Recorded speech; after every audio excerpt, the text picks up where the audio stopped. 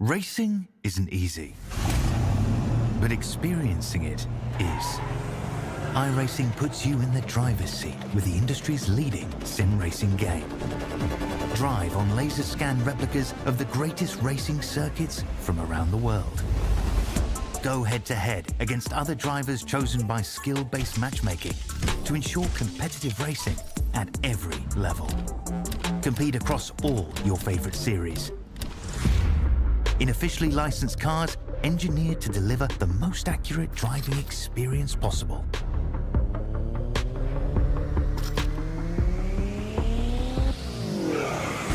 Join a race or host your own with players from across the globe. Race against the computer or in a league with friends. Feel the thrill behind the wheel. Visit iRacing.com.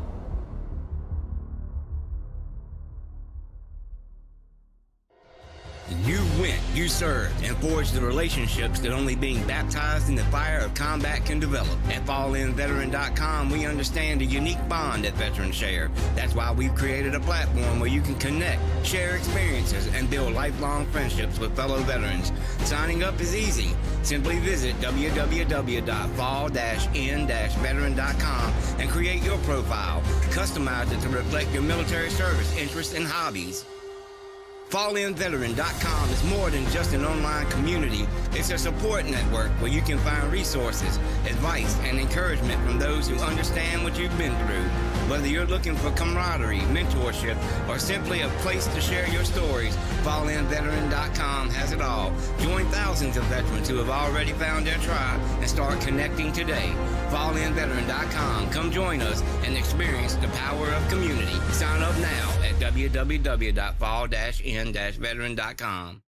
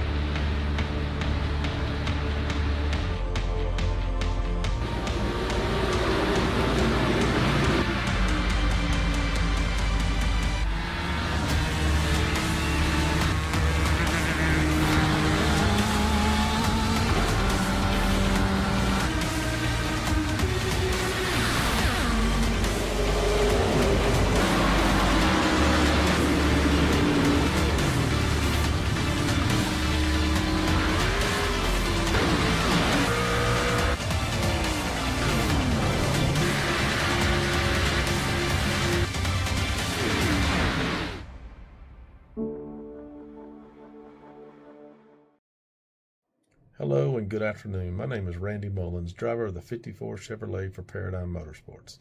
As you can see, we're sponsoring the race tonight, so I'm going to give you a little insight on ISCA. People ask me all the time, why do you run that league? Well, I run it for a few reasons. The long green flag runs, the good respect level that's in there, along with their etiquette. Everyone drives clean and it's fun, but they also race very hard. That is something I've yet to find in any other league on the iRacing server, and you dang sure are not going to get those in the opens. So if you're not in it, come check us out.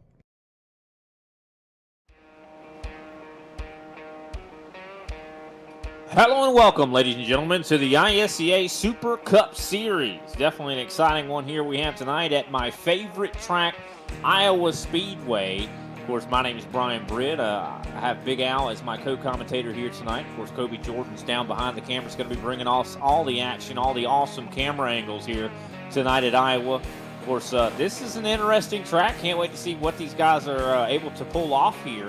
Of course, this is the Paradigm 185, so love to see that. Paradigm, of course, is one of the teams in the ISCA, and they have elected to sponsor a set number of races this season in order to support this series. I mean, you love to see that, to kind of see that support for all of the groups out here. They're not really getting anything out of it, which is really interesting, but it just shows the goodness, I think, of their hearts. Of course, practice is starting to wrap up. But Big Al, how are you tonight, man? We missed you last week at Sonoma. We saw an awesome race there where DeCiani was able to win, but how are you? Hey, man, I am actually glad to be back, if you can believe that, man. Did not want to miss that race, but looks like the show went on. And everybody, I'm not the only one excited about the race here tonight. Lily's going off in the background. But yeah, glad to be back, guys. Looking forward to this race here at Iowa. Brian, I do know this is your favorite track, and you've also had a little bit of luck here this week. Yeah, no, I definitely have done really well here this week. Got a couple wins at this track in the A Opens. Now, I don't know how different this track is going to be, or the track conditions are going to be, though, from when I won in A Open competition. Now, this is going to be a longer race. Track's going to get a lot more rubbered up, and I know as the track gets more rubbered up, I think the conditions, or should I say the handling of the race cars are going to change quite a bit. But let's look at the details of tonight's race. Let's see exactly what we can expect from these guys, or see how many laps we have here. Of course, 218 laps on the docket. Stages are set at 50. Of course, that's stage 1, and stage 2 concludes at 105. So about 50 laps, give or take, per stage. So that's a pretty good, sizable run here at Iowa. Where we're going to see a lot of tire wear after 50 laps. This is a track that you're going to see a lot of fall off over a second, I would assume. Of course, looking at these sets of tires, we have 7 altogether. Of course, 6 actually down in pit lane. Fuel window is 110 laps, which I'm shocked it's that much. I mean, kind of doing races this week, it seemed like it was more around the 90 lap mark. So we'll have to see what the number actually is, if it's 110. I think it's going to depend a lot on setup. One thing that I noticed about this week is there are a lot of different gear packages that drivers are running. 4th gear setups and 5th gear setups. So we could see some shifting, and we could just see some guys better at launches.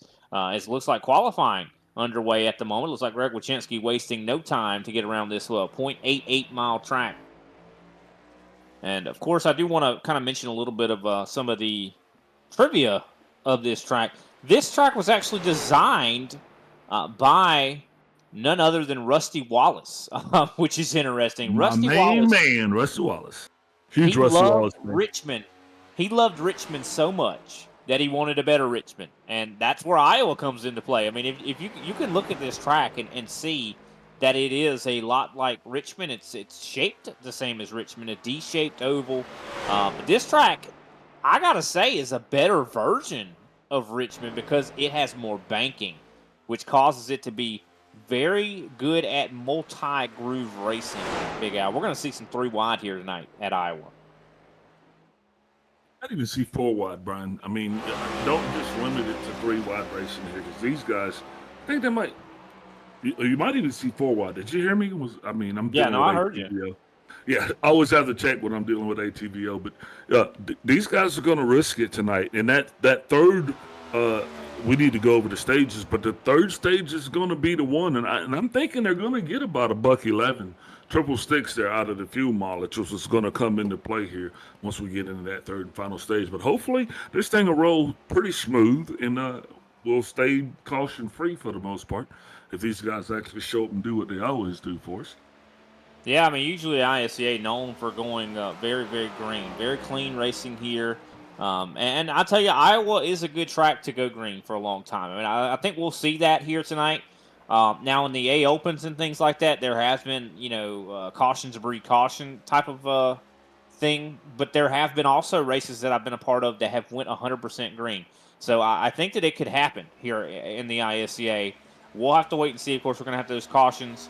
But kind of talking about what you mentioned a little bit earlier about that third stage. If these guys can make it on fuel in that third stage, I really don't think anybody's going to try that, to be completely honest with you. I think that tires just mean so much that I think we'll see that that third stage be split with the tires. Because I'm telling you, these guys are going to be driving on ice after about 60 laps. I got to be completely honest. Of course, I'm watching DeCiani out there trying to turn some laps. I think we have Tim Wortman Jr. On the screens right now. And, of course, let's see who is in the pole position. Looks like Derek Heitman up to second right now. And, of course, Patrick Gitter at the moment on the pole as we have just under 2 minutes left in qualifying. And we're looking, I think that is the 4 of Brian Johnson, of course, Paradigm driver. I expect Paradigm's going to bring out some really fast cars here tonight, just considering. I mean, they have their name on the race. I would assume they're going to be wanting to try to get a good victory, a good finish here tonight. And, of course, after last week, Matt DeCiani kind of pulling one over on, I'd say, Brandon Pasalacqua. Yeah, these guys are going to go out here and they're going to mix it up a little bit tonight, Brian. No doubt on that. But hopefully we'll still be able to see, more than just Paradigm get out there and mix it up. So that way it'll keep us honest, if you will, and make sure that we got plenty of competition here in the ISCA. Oh, I think we'll have plenty of competition for sure. But now I think we got about a minute left in qualifying. I think now's a good time to step away, pay some attention to our sponsors. But, of course, before that, we'll play our national anthem. We'll be right back.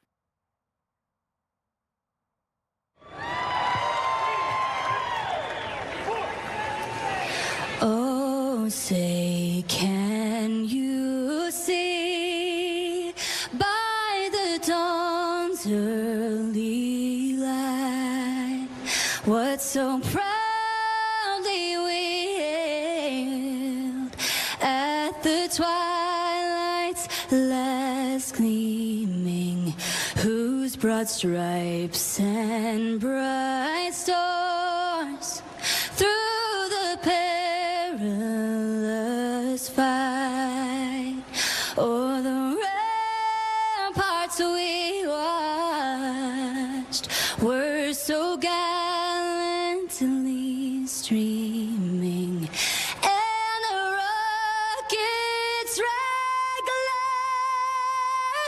the bombs bursting in air gave proof through the night that our flag was still there. Oh, say does that star-spangled banner yet wave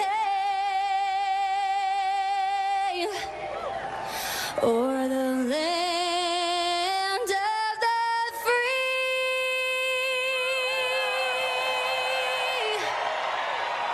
and the home of the brave.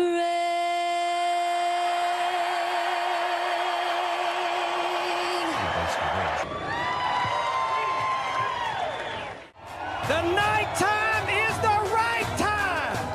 Remember what I told all my drivers? Reach up there and pull those belts tight one more time. Drivers, start your engines!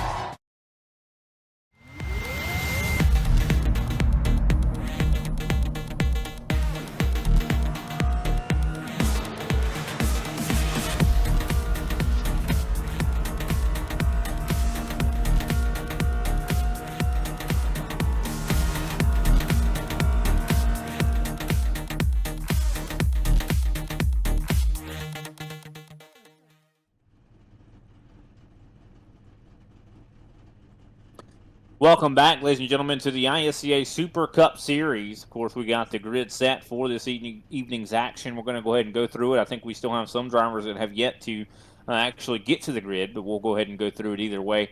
Patrick Gitter going to be starting up on the pole. Of course, Derek Heitman's going to be starting in second place. Not very different on their lap times there, only separated by a couple hundredths. Of course, Matt DeCiani sitting in third place. Jeremy Sumter is going to be on that outside row in fourth place. Brian Johnson starts in fifth. Brandon Pasalacqua, he starts sixth. Randy Mullins in seventh. Mark Sanchez in eighth. Ninth place, Tim Wortman Jr. Of course, 10th, Greg Carr. I had the pleasure of racing Mark Sanchez in a race yesterday, actually, which is interesting. Andrew Griesbaum's going to start off in the 11th with Matthew Cisno on his outside. Alexander Carr takes 13th with Paul Hill, second on his outside. Nick Clean, my main man, is actually going to be rolling off in 15th with J.C. Evans in 16th. 17th shows Jose Medina. 18th, Kenny Powell. 19th, Chris D. Johnson. And Jay Hone rounds out the top 20. Chad Sanner, I do believe that's a new face there in the 94, starting 21st. Blair Holloman in 22nd. 23rd is going to be Greg Wachinski. 24th, Clayton Hoffman, starting deep in the field back here. John Bender, Binder, I'm sorry. Bender, I got it right the first time. Starts in 25th. I just can't get right tonight, ladies and gentlemen. Please, y'all definitely just be patient with me. But interesting to see what these guys are able to do here, what the conditions of the track are. Let's actually take a look at that and see what we have to deal with at the moment, conditions-wise. Of course, looking right now for myself, about a 77-degree track temp, which is very cool compared to what I saw in competition in the officials. So this is a lot cooler than what I think these guys are probably going to be used to. Winds are about 16 miles an hour to the southeast. That's actually substantial. That could cause a lot of handling conditions. And so I'm curious to see how that kind of plays out as we kind of progress through the race. Looking at I just want to kind of see what the actual track itself looks like. Moderate, I do believe, to low usage. So we should not have too many, I'd say, marbles and things like that on the track. That is something that's very important here at Iowa. So, because I know that I did a race yesterday, and just with high usage on the track, it caused a lot of wear on, I'd say, my front tires. It was made the car very tight compared to what it had been in other races. So, definitely something to keep in mind as this race goes on. And, of course, the usage will increase as we go, Big Al. So that could maybe require some adjustments from some of these drivers. Yeah, absolutely. That's one thing. As the track conditions change, this is also slated to be a little bit of an evening race, Brian. So another thing, as the sun goes down, track's going to get cooler. These guys are going to be they're going to be in a constant state of flux here this evening. Yeah, so, and that's where I think the guys that are able to really make adjustments on the fly are going to shine at this track. Because, I mean, especially, for the most important adjustment is going to be at the conclusion of stage 2. If you can nail that adjustment going into stage 3, the last one, I think that's going to be who's going to be good here, because it's not the hardest track to pass at, so you're really going to want to, I think, have a car that's good everywhere as well. You can pass at the top, you can pass on the bottom. You just have to be able to get the momentum and, be able to get that exit speed. I think that's going to be really key here tonight at Iowa. So excited, I got to say, to see the NASCAR Cup Series actually going to drive here or, compete at this racetrack this Sunday. I think that is just fantastic. I've been waiting for them to make that decision for a long time, and I know Iowa, it's going to be good for, I think, that area because, a lot of times when NASCAR comes to an area, they bring a lot of money to that area too. But here we go. It looks like we're rolling. Of course, we have 2 laps under pacing here before we go green flag racing at Iowa. Patrick Gitter definitely going to be happy to be up where he's at on that pole. This is one of those tracks where having that pole position, that track position, that clean air is going to be really big. Clean air is big at Iowa.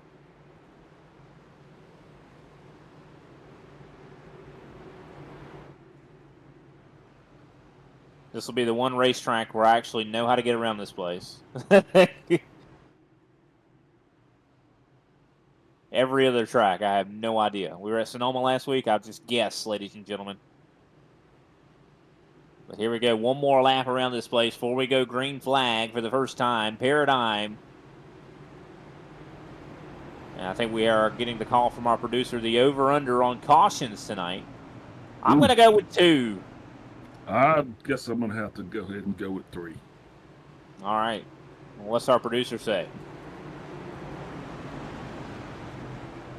So we got Kobe Jordan saying we're going to have only 1 caution. Of course, we are excluding the cautions for the stage breaks. And here we go. Pace car getting ready to dip down pit road as we get ready to get this race started. I'm excited. This is my favorite track, and I could not ask for a better place to watch it at in the ISCA. And here we go. Taking that left turn goes Barney, the pace car driver, into the Geico restart zone. Green flag is out for the first time as we're scheduled to do 50 laps in stage number 1. And side by side until Patrick Gitter sends it in, down in 1 and 2, and he's going to get clear as we are side by side right now for third place. Jeremy Sumter with a good start on the high side, battling with Matt DeCiani. Look at Sumter go, trying to fly around the top. That's why I love this track. You're just able to make any lane work as long as you got the courage, Big Al. And it's definitely going to take courage, Brian, because right here we got a little bit of situation there with Andrew Griesbaum. He got into the 25,000 set of car.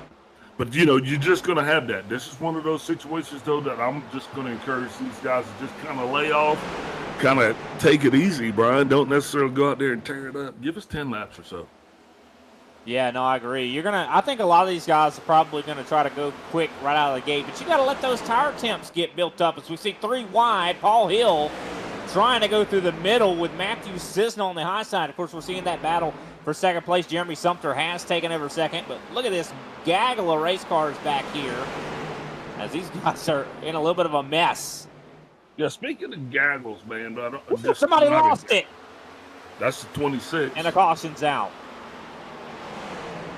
Paul Hill, who we were just talking about, who was in the middle 3 wide, has just lost it. J.C. Evans has wrecked his race car as well. Chad Sanner in his first start here in the ISCA with some issues. As we take a look back at it, Paul Hill going to be the one we're going to want to watch. He's in the middle 3 wide there, almost at least. He gets a run up to the back bumper of Cisna, and he has to check up. He checks up, and unfortunately the 9 does not understand what the 26 is trying to do. 26 is trying to avoid hitting Matthew Cisna. And unfortunately, J.C. Evans, just not understanding that fact, gets into the side of the 26. And unfortunately, the 94, an innocent bystander here, Big Al. And already one caution based on an accident. And that is going to be a very dramatic caution because you can see damage. Look at the damage. That's going to be a hard hit for Evans. Wow, look at this. I love this. Glad Kobe Jordan's on top of it with the camera angles. Just look at this. Very dramatic. I'll tell you, luckily, a lot of other drivers were able to skirt through that. We saw Greg Wachinski shoot underneath. Blair Holloman was able to miss it. Yeah, I mean, J.C. Evans, unfortunately, he is going to be the benefactor and the sole benefactor of that dreaded repairs required flag. And you hate to see that, Brian, especially so early in the race. Thank goodness for him, this race isn't really heavy aero, you know, so maybe he'll be able to make the necessary adjustments to get back out there, see if he can at least collect some points. Yeah, I mean, I definitely would recommend him trying to get back out there. I mean, JC has already had a lot of, I'd say, issues this season. So he needs all the points he can get. But I gotta be honest, I don't know. I mean, aero is not the most important thing at this track, but I will tell you, suspension is. In that hit, that looks like that very much probably damaged his toe. And this track is all about handling. You have to handle well in order to get around this place good. So I'd be concerned if I was in that 9 camp right now. But definitely some exciting racing to start us off, ladies and gentlemen. We've already had a caution. Patrick Gitter, though, still out front in the 21 machine. Jeremy Sumter, before that caution came out, was able to get up to second place. We'll see what he's able to do here. Will he be able to capitalize? The top lane is a pretty good place to restart at. Better than other tracks. A lot of other tracks you'd want to start on the bottom. But this is one of those tracks where you can really have a lot of momentum. I do want to mention something that we neglected to talk about a little bit earlier, which is the bump that is in 1 and 2. That is something that you really have to watch out for. And a lot of these drivers, I think, are going to end up hitting that bump the wrong way. Now, you can run over it, and it's not a big deal if you do, You just don't want to have any gas pedal in it, because if you have the throttle, if you mash that throttle when you're going over that bump, you're probably not going to have a good time, Big Al.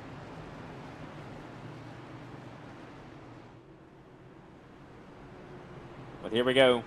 Pace car lights are back out as we get ready to get this thing back underway. At the moment, your top 5, Patrick Gitter, Jeremy Sumter, Derek Heitman, DeCiani, and Johnson.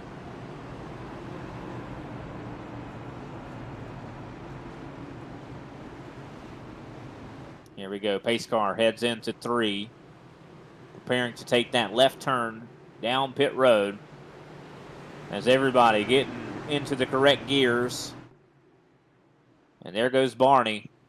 And here we go into the Geico restart zone. Green flag is back out. Much different looking restart there. Gitter timing it well. Able to get clear before they even enter turn 1. But Jeremy Sumter trying to hold off Derek Heitman. As Sumter goes over the bump, he gets a good run out of turn 2. DeCiani. I'm pretty sure J.C. Evans has got most of his damage fixed, at least the repairs required, like it's out. So expect to see him back on the racetrack momentarily. Well, that'll be good for sure. Hopefully he's able to get some positions and get some, definitely some more of that repaired. As we see a big battle going on between Brian Johnson and, of course, Randy Mullins. Looks like Mullins has moved up into 6th. Now, keep in mind, Randy has had a bunch of not so good races here recently. He needs points, and he's trying desperately to get back into, I think, the race for this championship. As we watch an almost 3-wide scenario starting to break out further back. Kenny Powell trying to work his way up into the top 10. We know how important points are here for these stages.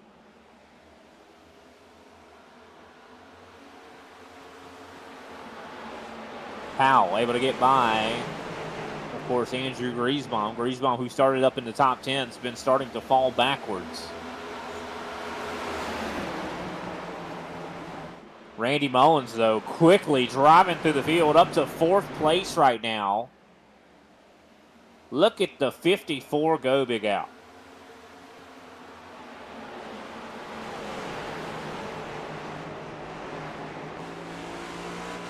I'm going to say this. Randy is definitely coming to his own. I mean, he is driving that car like, I mean, nobody's business. So, super excited to see him go. Yeah, he definitely is definitely, he's got to be the most improved driver in this league, I would think, because Brian, there was a time last year where Randy had a sponsor and he was saying to you, hey, throw me on, and you were telling him, hey, do something, Positive. Yeah, 100%. No, I totally agree. I mean, he was saying, hey, could you show my car for the sponsors? I was like, well, how about lead some laps? How about try to pass some people? Be someone to look at. And I think he's done exactly that. I mean, of course, he joined the Paradigm gang and he's coming to his own. I mean, he's a good driver, and I've been very, very impressed with his performance. And I think he looks like he's going to be one of the front runners here tonight. Yeah, I mean, you can just tell once those guys kind of got together over at Paradigm, it was a shift. I mean, you saw the momentum shift. Speaking of shifting, 78, Andrew Griesbaum, he is really having his hands full here tonight. Not sure what's going on with that car, but that pony's definitely a little bucky on there. And we're seeing a lot of racing throughout this field. Chris Johnson just got passed by Greg Carr. And I'll tell you who's starting to come through this field. Clayton Hoffman back here just entered the top 20. I know that 92 eventually is going to get up here into the fray. He always does. You could never count him out.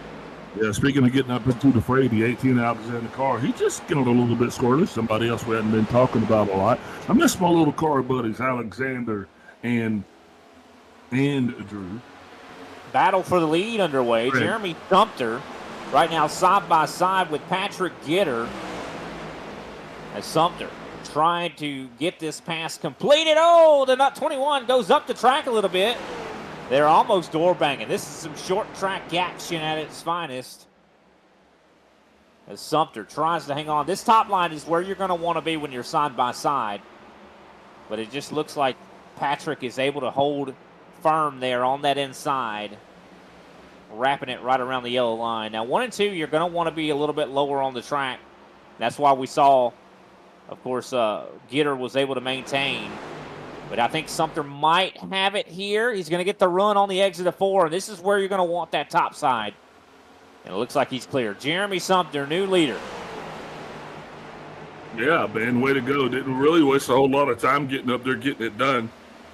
But that's good. That's going to show us that we're going to have a really racy racetrack tonight and possibility of having a lot of different leaders.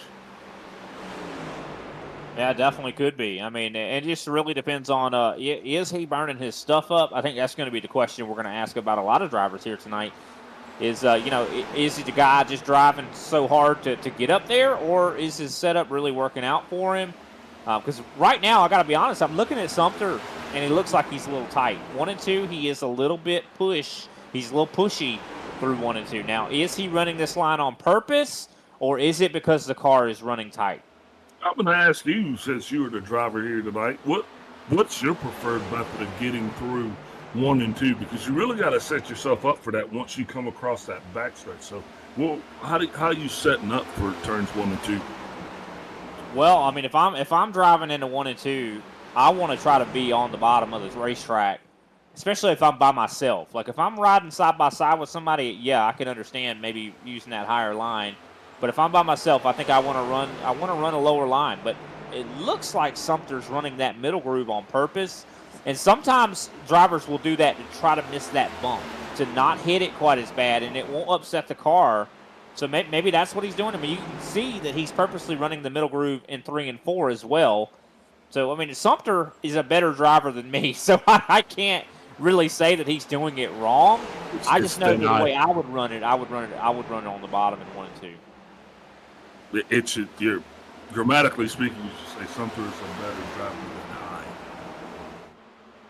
Well, apparently you're a better speller, or better at grammar than me then. I should say. There you go. Just trying to keep you honest. Ladies and gentlemen, we're just joking. I miss my buddy Brian, who didn't get to G-Haul last week. So that's right. That's a big mover right now. Kenny Powell up into 9th right now, starting to fight with, of course, former teammate Brian Johnson. And look at this. Powell getting some big runs right now, getting very close to making the move on the 4 of Johnson, as we're now 25 laps to go in stage number 1.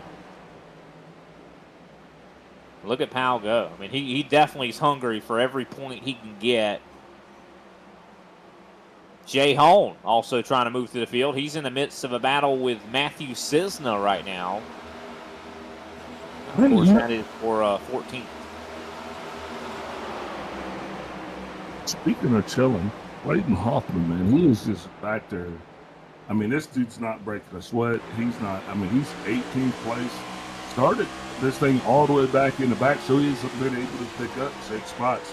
Just, I guess we'll be watching to see when he actually comes alive here. Yeah, I'd be curious. I think he might just be hanging out, kind of figuring out what his car is going to do. Knowing him, he's probably got a whole bunch of adjustments he's probably planning on putting in the race car. I mean, knowing Clayton, he's working on the car, trying to figure out exactly what he needs to do to make it maybe handle a little bit better. I mean, this is kind of the testing phase for a driver like Clayton Hoffman.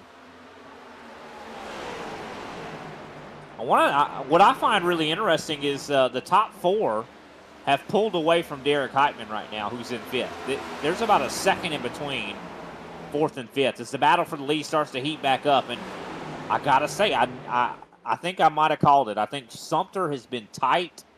I think he's going to need to make some adjustments to that race car because Gitter has been closing back in. And looking at the tire fall off, we're seeing over a half a second of fall off already when it comes to lap times. Yeah, you said tire wear was definitely going to be a factor here. We saw that. These short tracks, they do kind of ground the tires up. We're just going to be watching to see how these guys make those adjustments. And plus, I mean, how hard are they really pushing it here in this first stage? That's another thing that I'm interested to see.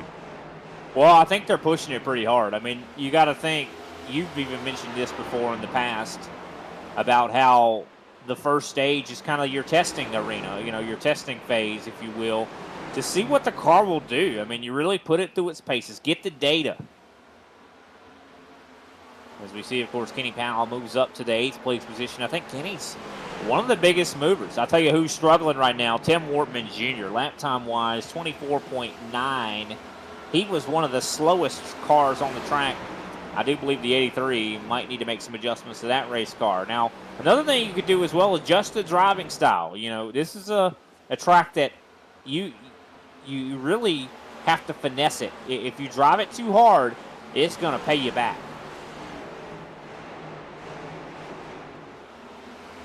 But the battle's still heating up for this lead as Patrick Gitter still trying to get this lead back from Sumter. As Sumter's still running that middle to top groove. And you can just see, if I was to diagnose what's going on with Sumter's car, he is tight. And I don't know why that is. Maybe it's the track conditions, just not used to these conditions. So I would not be surprised if the 52 is trying to figure out what kind of adjustments he can make on that race car to help it out. Or maybe he's set up from later in the run. Because a lot of these guys, this is a long race, 218 laps, Big Al. I mean, I would not be shocked that some of these guys have setups in their car that are meant for later. Yeah, definitely. I mean, because you can be fast early, or you can be fast late, or you can be consistent throughout. And that's the way I would rather go. I'd rather have a car that I can handle throughout every phase of the race. Because you're not banking on cautions to actually come out and ruin this thing. So you want the drivers to be able to get out there, stretch their legs, and actually know what his boundaries are. Yeah, no, I definitely agree. And, of course, we're about 36 laps into this run right now. Jay Hone just made a pass on Nick King. They're actually still fighting for 13th at the moment. As Holmes, of course, on that bottom side. And it looks like he is going to make the pass and moves up to 13th. So Holmes looks like he's got a pretty good race car. But look who's right behind. That's Clayton Hoffman. He has now entered the top 15 and is quickly making his way through this field. So this is definitely curious. As you can see, Clayton gets a little tight up on Nick King. But it looks like Hoffman is going to move up to 14th. Derek Heitman has caught up to the back end of Randy Mullins as well. Of course, that's going to be the battle for 4th place. Randy was one of the big movers in the early goings. Looks like his car has started maybe not handling quite as well. A lot of these guys are starting to realize what the handling conditions of their car is going to be on the longer run. And this is really important. We talked about that. What was going to be, do you drive it hard or do you drive it kind of conservatively? Well, I think a lot of these guys are starting to figure out, they're diagnosing, if you will, what's wrong with the car. Yeah, absolutely, Brian. And you got to do just that. And we're seeing a lot of battling throughout this field. Alexander Carr looking like he's got a pretty fast race car. Of course, in the midst of a battle at the moment with Jose Medina and Andrew Griesbaum. See Tim Wortman Jr., of course, fighting with Kenny Powell. Battling all over this racetrack. We did just see a pass for the lead. Patrick Gitter has made the pass. He is now up in the lead. And Brandon Passalacqua starting to close in on Jeremy Sumter. Good to see. Good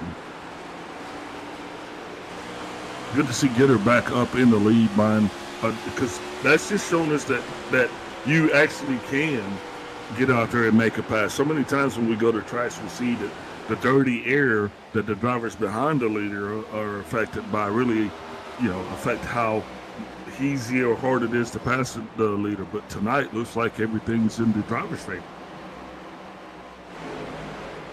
Yeah, no, Gitter's got a fast race car. We've seen some lap traffic already. That's kind of interesting to note. I do believe we're seeing somebody slow on the bottom. And I do believe that is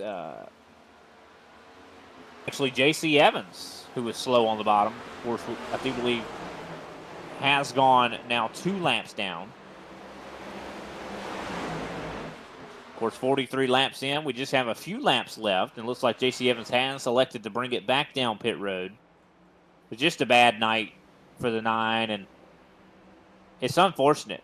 You know, I know he didn't mean to get in to the 26 earlier, but just bad time to be so close to other drivers. I think you got to give each other a little bit of room here early in the race, just kind of get used to one another.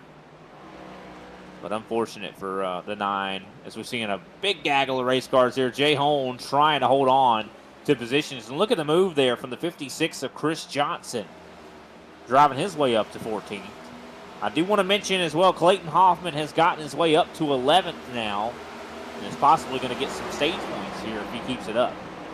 Yeah, I said that it was just going to wait and see how long it's going to take him to actually put that thing in gear, Brian. Now, you got to understand, he started this thing in 24th place, right?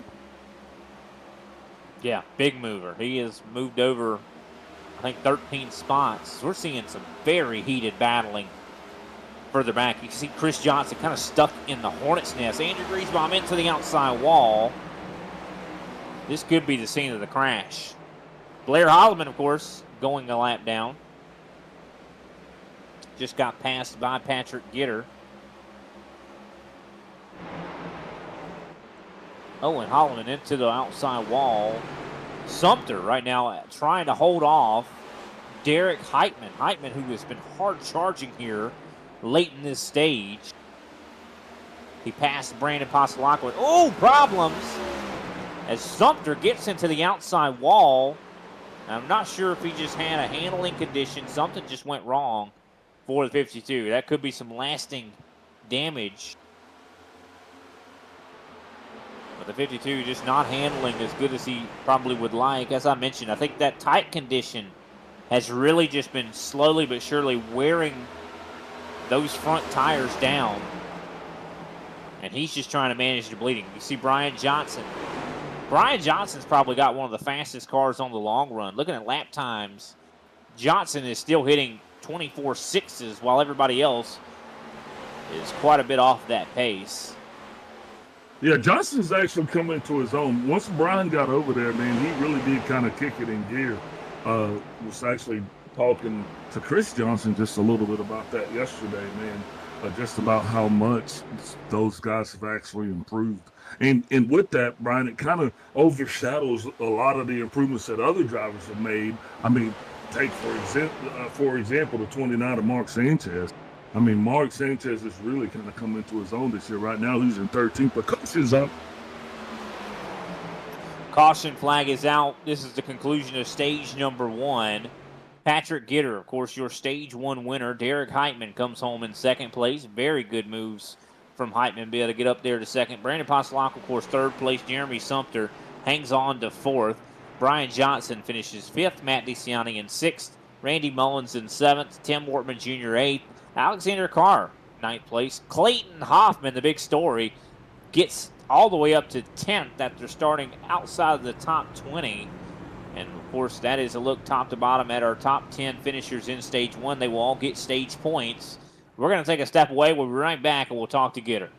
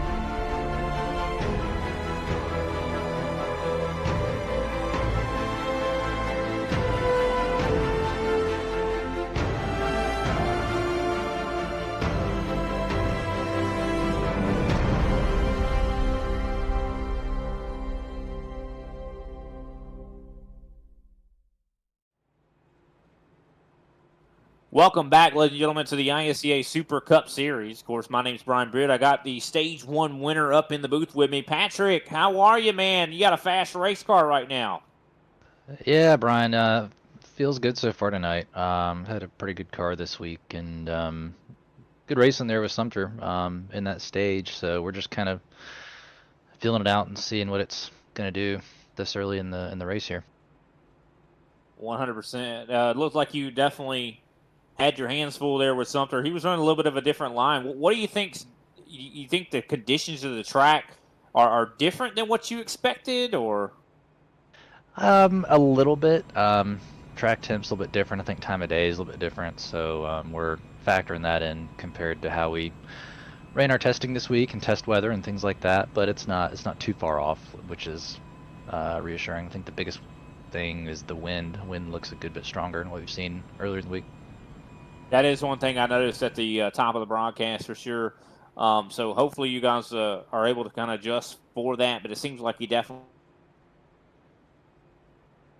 Of course, as the rubber kind of gets laid down, what are you going to do there? Does that also change the handling of the race car? Because it did for me whenever I did a race this week. Yeah, I think you'll see guys move around more as the rubber gets laid down. I think at some point guys are going to start to move to the middle. There might come a point where the bottom just gets too rubbered up and it's just not as viable. So it'll be something to keep an eye out for sure as the race goes on. All right, well, who can we shout out for your Stage 1 win? Yeah, first off, guys at Team Conti Sim Performance to give us a heck of a car this week. Martin PC, Simon Designs, Kenny from the league, you guys up in the broadcast, and Brian, I got to give you a shout out for your win earlier this week. That was awesome to see. So good stuff. Yeah, thanks, man. I appreciate that. I'm like a celebrity up here, you know. I just play. But great job, Patrick. I wish I could be down there racing with you guys, but good luck, buddy. All right, thanks, Brian. Man, I'm turning red over here. I'm turning red over here. Encourage this man. My head's getting big, yo. Watch out. I was like, man, this broadcast booth ain't enough for all of that. Dude. We telling him that he's a good driver now. Now he's gonna want to go race instead of commentate. Now that means a lot, though, coming from a driver like Patrick Gitter. I mean, he is a top talent in the sim, and love that for sure. Yeah, no small feat. Here we go. I'll tell you what's a big feat right now is the top two positions are Team Conti drivers. That's a pretty big feat right now for these guys as we get ready to start stage number 2 into the Geico restart zone. Green flag is back out in the air. And one thing I've noticed, Big Al, is it foggy? It's really foggy on the racetrack. It's foggy, man. I was just sitting there, I'm kind of watching this thing from a couple different perspectives, but I was like, it's hazy. It's not hazy. It's hard to see a little bit. I mean, yeah. And I wonder if that can, changes the handling. What's going on in Iowa? What are they trying to do to us? They're bamboozling us is what they're doing. I think somebody's in one of the cornfields probably harvesting or something. And it's all the dust is coming out. Clayton Hoffman driving up through the field. I think we're seeing him right now getting past Alexander Carr. And let's see if he's going to be a contender here as he drives to the backup of Tim Wortman Jr. You definitely. And I love that Gitter mentioned the wind. I think the wind is probably what's causing a lot of the handling woes from some of these drivers out here. Yeah, I mean, anytime that you got the wind that's blowing at 20 miles per hour, that's going to be significant. Usually the wind on the track's around 11 degrees. So, I mean, and it's consistent, Brian. That's not like gust up to. I mean, we're showing a consistent 19 miles per hour wind.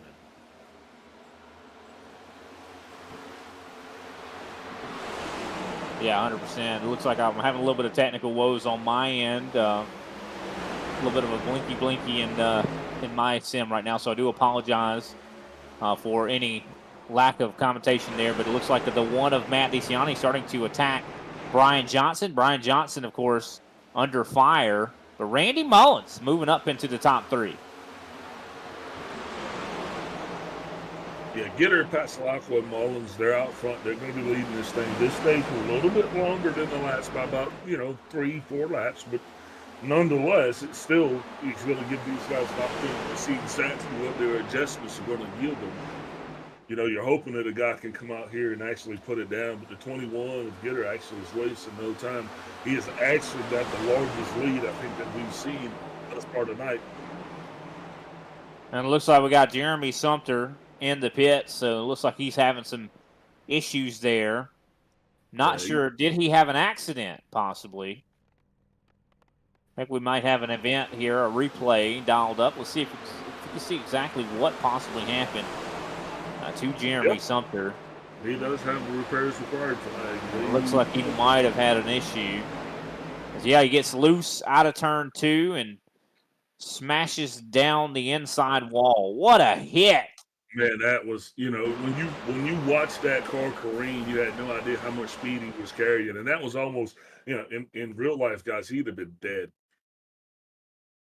I hope not, but I mean, yeah, that was a hard hit. I mean, that was a very hard hit. I mean, yeah, I mean, it's look at this, boom. I mean, it was violent. All right, it was a little bit more of an 8-ball. He might have a back problem. I mean, I don't know if he'd be dead, but he's probably got a back problem. I was sitting there thinking maybe it was the 56 in the corner pocket, but yeah, it was more like a side pocket. That was a hard hit, though. I mean, that of course takes him completely out of the race. You don't drive away from a wreck like that. And that's unfortunate, too, because, I mean, Sumter was up here contending for the stage win not long ago. And we saw him come to pit road as well under that stage, and he lost a lot of spots. He went back to 20th position. So something undoubtedly has been wrong with that race car ever since the end of stage 1. I'll tell you what happened. He made an adjustment, and that adjustment did not work out for him. And what he actually saw to loosen it up.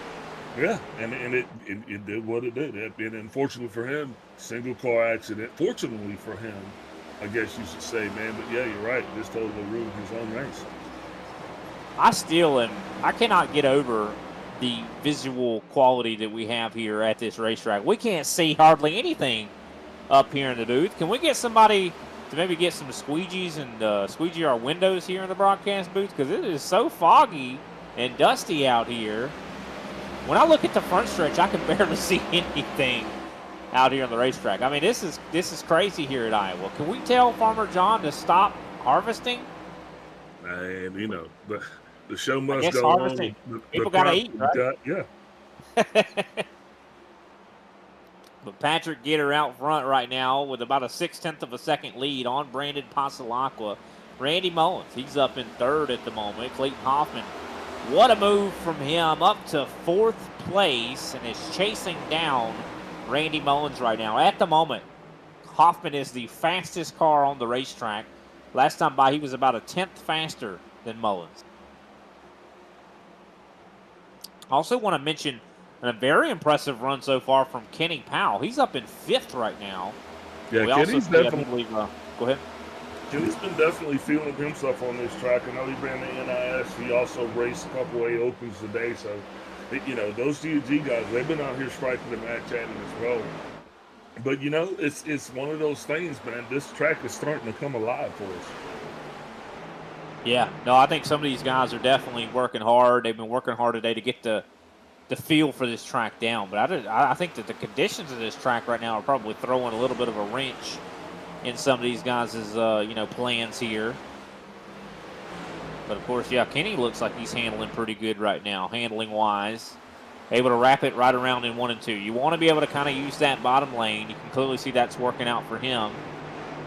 Looking further back, I see Mark Sanchez in the midst of a battle with Jay Holmes. This is where a lot of the action has been at here tonight. Further back in the mid-pack, these guys have been battling so hard. Everywhere, if you want to see some action, just find Jay Holmes. That's where the action's at. You know, and unfortunately for the guys that are in the mid-pack that are battling so hard, now we'll see the first thing that we've seen tonight, the first time. We're actually starting to see that 4-car breakaway. You know, it's going to consist of Pasalacqua, Mullins, Hoffman. It's a 3-car breakaway because there's a little bit of a distance between those guys all back to the 4th place car, Kenny Powell.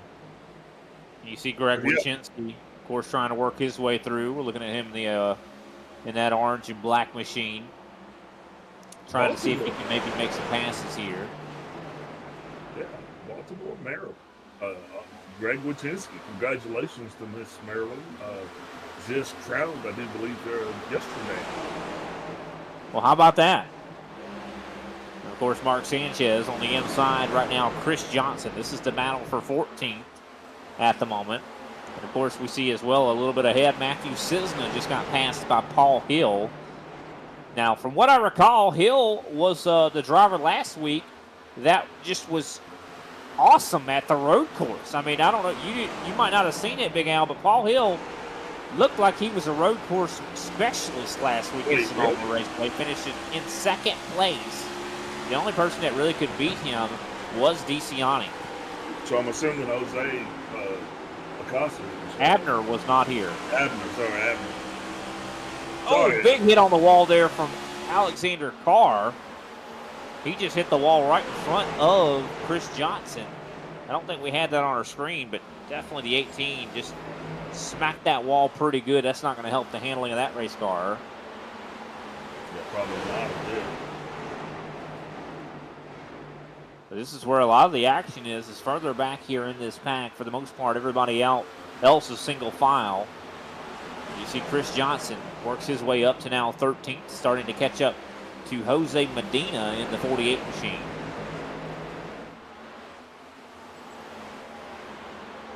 At the moment, I do believe the best handling race car right now, Patrick Gitter, considering he is still the leader. I think Clean Air seems to be king at the moment, as he has about 0.7 of a second on Pasalaco. Last time by, he was, I do believe, one of the fastest cars on the track. The fastest car, though, I do believe, was Tim Wortman Jr. last time by, who's in 9th place at the moment. Of course, we still have, I do believe, just over 25 laps to go in stage number 2. These stages are flying right by. Blink and you'll miss them, ladies and gentlemen. Just love the racing here at Iowa. Never boring, just always exciting to watch. As you can see, Randy Mullen starting to close in on Pasalaco there. And I'm just curious. Let's take a look through the eyes of Randy Mullins. What does it look like to drive around this dusty track? I mean, it looks like the apocalypse looking through his eyes. It looks like these guys are in the desert and there's a dust storm. It definitely looks like they're sitting right in the midst of a schmall. But it is, I don't think that's awesome. That can't be normal. Like, I mean, I've never seen this happen here at Iowa. This is crazy. But I just thought it would be interesting to see what these drivers see, because I know what we see, right? You know? It doesn't seem like their visibility is impaired at all, but I'd be curious to talk to one of these guys and see, you know, whoever we get to talk to at the end of stage 2, Big Al, make sure you ask them about what they're seeing out of the windshields. Because, I mean, it might be worried that maybe a dust storm is happening here. Maybe a tornado might set down in the middle of the track. I'm looking at the weather, the more enhanced weather. You know, it says that, you know, you still got that 17 miles per hour wind coming out of the east, but mostly cloudy, with 98% relative humidity and 0% fog. So this is not fog. I think this is more of a dust situation. I've never seen this before, really. I've seen fog. I have seen fog before. I've definitely seen that in iRacing. It has happened to where I've seen a race to where it's been really foggy, but never this kind of like dusty looking. It was like Kansas or something, I believe, where it was like it got really, really kind of dark on us. I don't know. This is definitely, I think, a first for me. But we'll keep covering the race as, of course, we see some battling further back. I think that's that's Greg Carr and Greg Wachinski. So battle of the Gregs as here comes Nick King on the outside trying to pass the 5 machine. The battle of the 5s, because Nick King is actually the 3, but he is showing the 5 on his race car.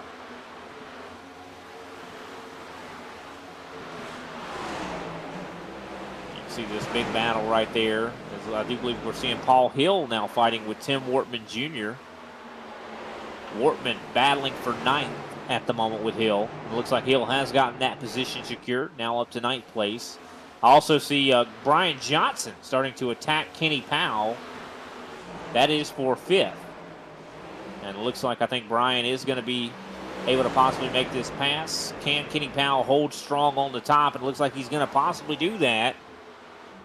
So hard to pass on that bottom side.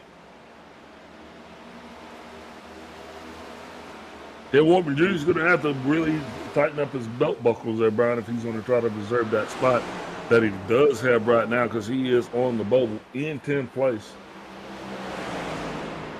Still got quite a ways to go, though, just on 86 of 105 here for stage 2. Also, the 21, Patrick Gitter, man, he is really now starting to pull his lead out a little bit as the field is slowly starting to separate. This was, a little bit of a wall scrub there. But that was Jose Medina. Yeah, I love this camera angle right here off of, I do believe, Derek Heitman's roof as we watch this battle unfold for 5th place. And it is just so difficult to pass. You can clearly see that Brian Johnson's trying to send it in and just cannot get clear. On the exits, Kenny's going to get the run because he's on that higher side. But I got to be honest, though, Kenny is burning his tires up a little bit more running that higher line. And you can see that, and eventually I think he just had to let it go. Nope. Still battling. Still side by side. But Brian sends it again. Will he slide up in front of the 24? And I think he's going to manage to do it. But here comes the crossover. 24 says, no, I'm going to go to the bottom this time. And not able to make it stick. As now here comes Derek Heitman. Heitman going to try to take advantage of the discombobulated 24. I got to say, Kenny running really well right now. Just needs probably a little bit of a smidge of an adjustment on that race car. Looks like Heitman's just going to be a little bit antsy. He's going to be trying to get around that 24 Kenny Powell. And Powell, now it's a little bit discerning when you got somebody behind you, especially when the car's not handling as smooth as you want it to be, as Heitman now goes by Powell. Yeah, Heitman definitely did not want to waste any time there. He kind of slid right along the 24's side, able to kind of take advantage, and I think he's got that pass completed. Oh, the 24 into the outside wall a little bit there. Yeah, Kenny, like you said, Kenny probably wore those good years down now, so he's going to have to deal with that ill-handling machine here probably for at least the next 20 laps, right? Well, yeah, 14. Probably more like 15 laps or so, yeah. I think, but if he just keeps his head down, but I mean, I think in a lot of ways he's got a train of race cars right behind him. Once you start struggling at Iowa, if you have a train of race cars behind you, it's hard to hold them off. I'll tell you that. And furthermore, to your point, though, it's not just the train of race cars behind him, it's who those cars are and what's on the line. I mean, there's a lot more at stake here. You know what I mean? So believe me, these guys are like sharks. They smell the blood. They can see Kenny. They can see that he's having a hard time, and they're just waiting to pounce, just like Heitman did. Yeah, Matt DeCiani definitely handling a lot better than Kenny Powell. I think Powell has some options, though. I mean, if he can just kind of cool his tires down a little bit for just a couple laps and then get back at it. I mean, he's holding off the one right now. But you can see, look at DeCiani. DeCiani just able to rotate so much better off the corner, get some more momentum down the front stretch. Now he's able to get underneath, and inside he goes. But Powell able to Powell is going to be faster on exit right here. This is what I'm saying when he's got options. If he could just frustrate these guys for long enough, he might be able to at least hold on to a few of these positions. But you know as well as I do, he's pushing DeCiani down there. DeCiani's having to work really hard in order to get that car to stay down on the bottom to keep it from pushing up. And Powell knows that. That's one of the hard things about passing here. But I think he's going to get a good run on them, and it is just a matter of time. I think it's going to occur right between 3 and 4. Well, yeah, I mean, I think that eventually DeCiani is going to make this pass. And I talked about it earlier that Kenny is burning his stuff up even more running up on this higher line. And look at that. I think this is going to be it. DeCiani sends it into 1 and 2. He gets a little bit tight here, but he's still able to make the pass stick. Kenny Powell underneath. Can Powell make this bottom groove work? Because I don't think Kenny can make this groove work. It just seems like that car is not handling as good on the bottom. But he's still going to hold strong on the bottom. But this is the thing about it. Now that he's given up that top, Paul Hill is going to try to use the top to get past him. The top, you can pass up there if your car is good at it. Yeah, I think if you got a good handling car, you can pass either down low or up high. You know, you just probably don't want to go as high with an ill handling car because you have a higher probability of hitting that wall up there, Brian, and those walls don't give. No, 100%. Speaking of Those giving, walls don't give. look at what Patrick Gitter's giving. Now he's pulling away right now, over 2.5 seconds on Brandon Pasalacqua. As we're coming up to 7 laps to go. I think he might just be showing these guys a little something. You know what I mean? This might be just him saying, oh, we got in trouble there, Medina. We had a tandem slide there between the 25 and the 48. You're definitely going to go back and watch that one on the replay. That was synchronized swimming right there, boys. And no caution flag, though, but we're not out of the woods yet as we're going to take a look back at the replay. Definitely seems like something just happened here. It's Greg Carr. Yeah, a little bit of a little contact spinning there. They were able to save it, though. Good save on both of these guys. Yeah, good. Yeah, way to pedal through, guys. Keep Brian out of the money there on the over-under on the caution. So that's what we need.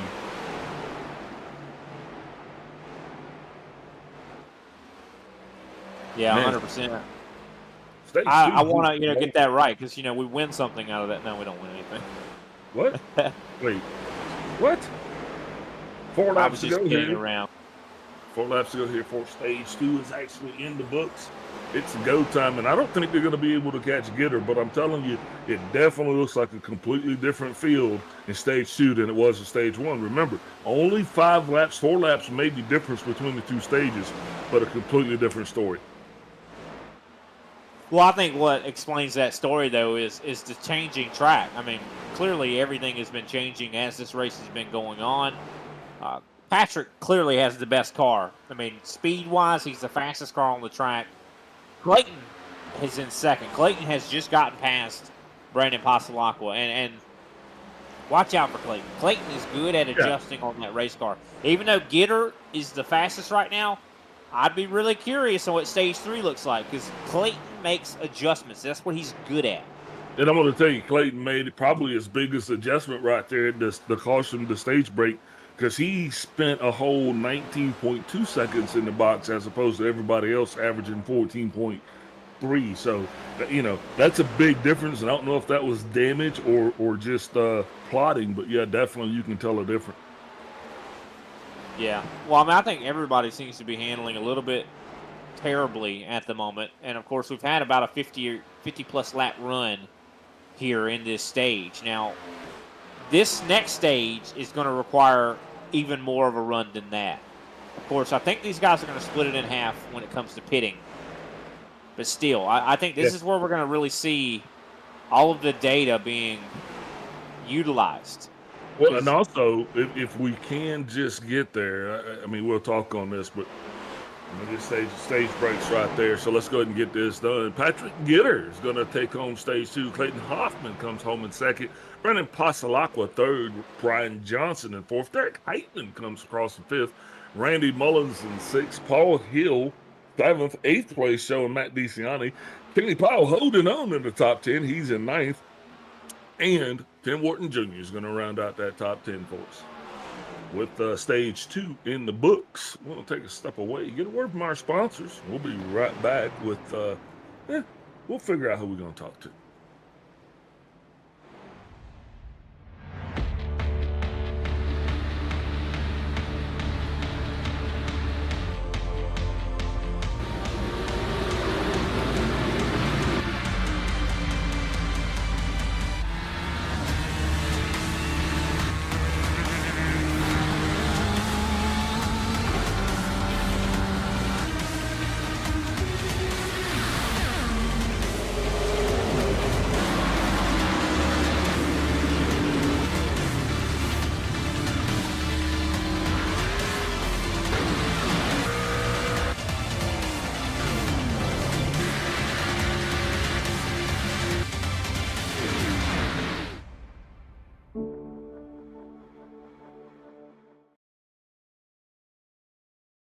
Hello and good afternoon. My name is Randy Mullins, driver of the 54 Chevrolet for Paradigm Motorsports.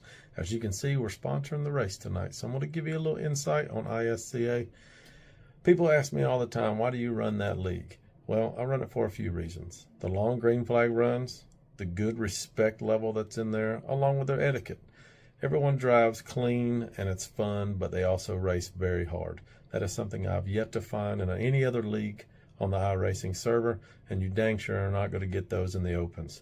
So if you're not in it, come check us out.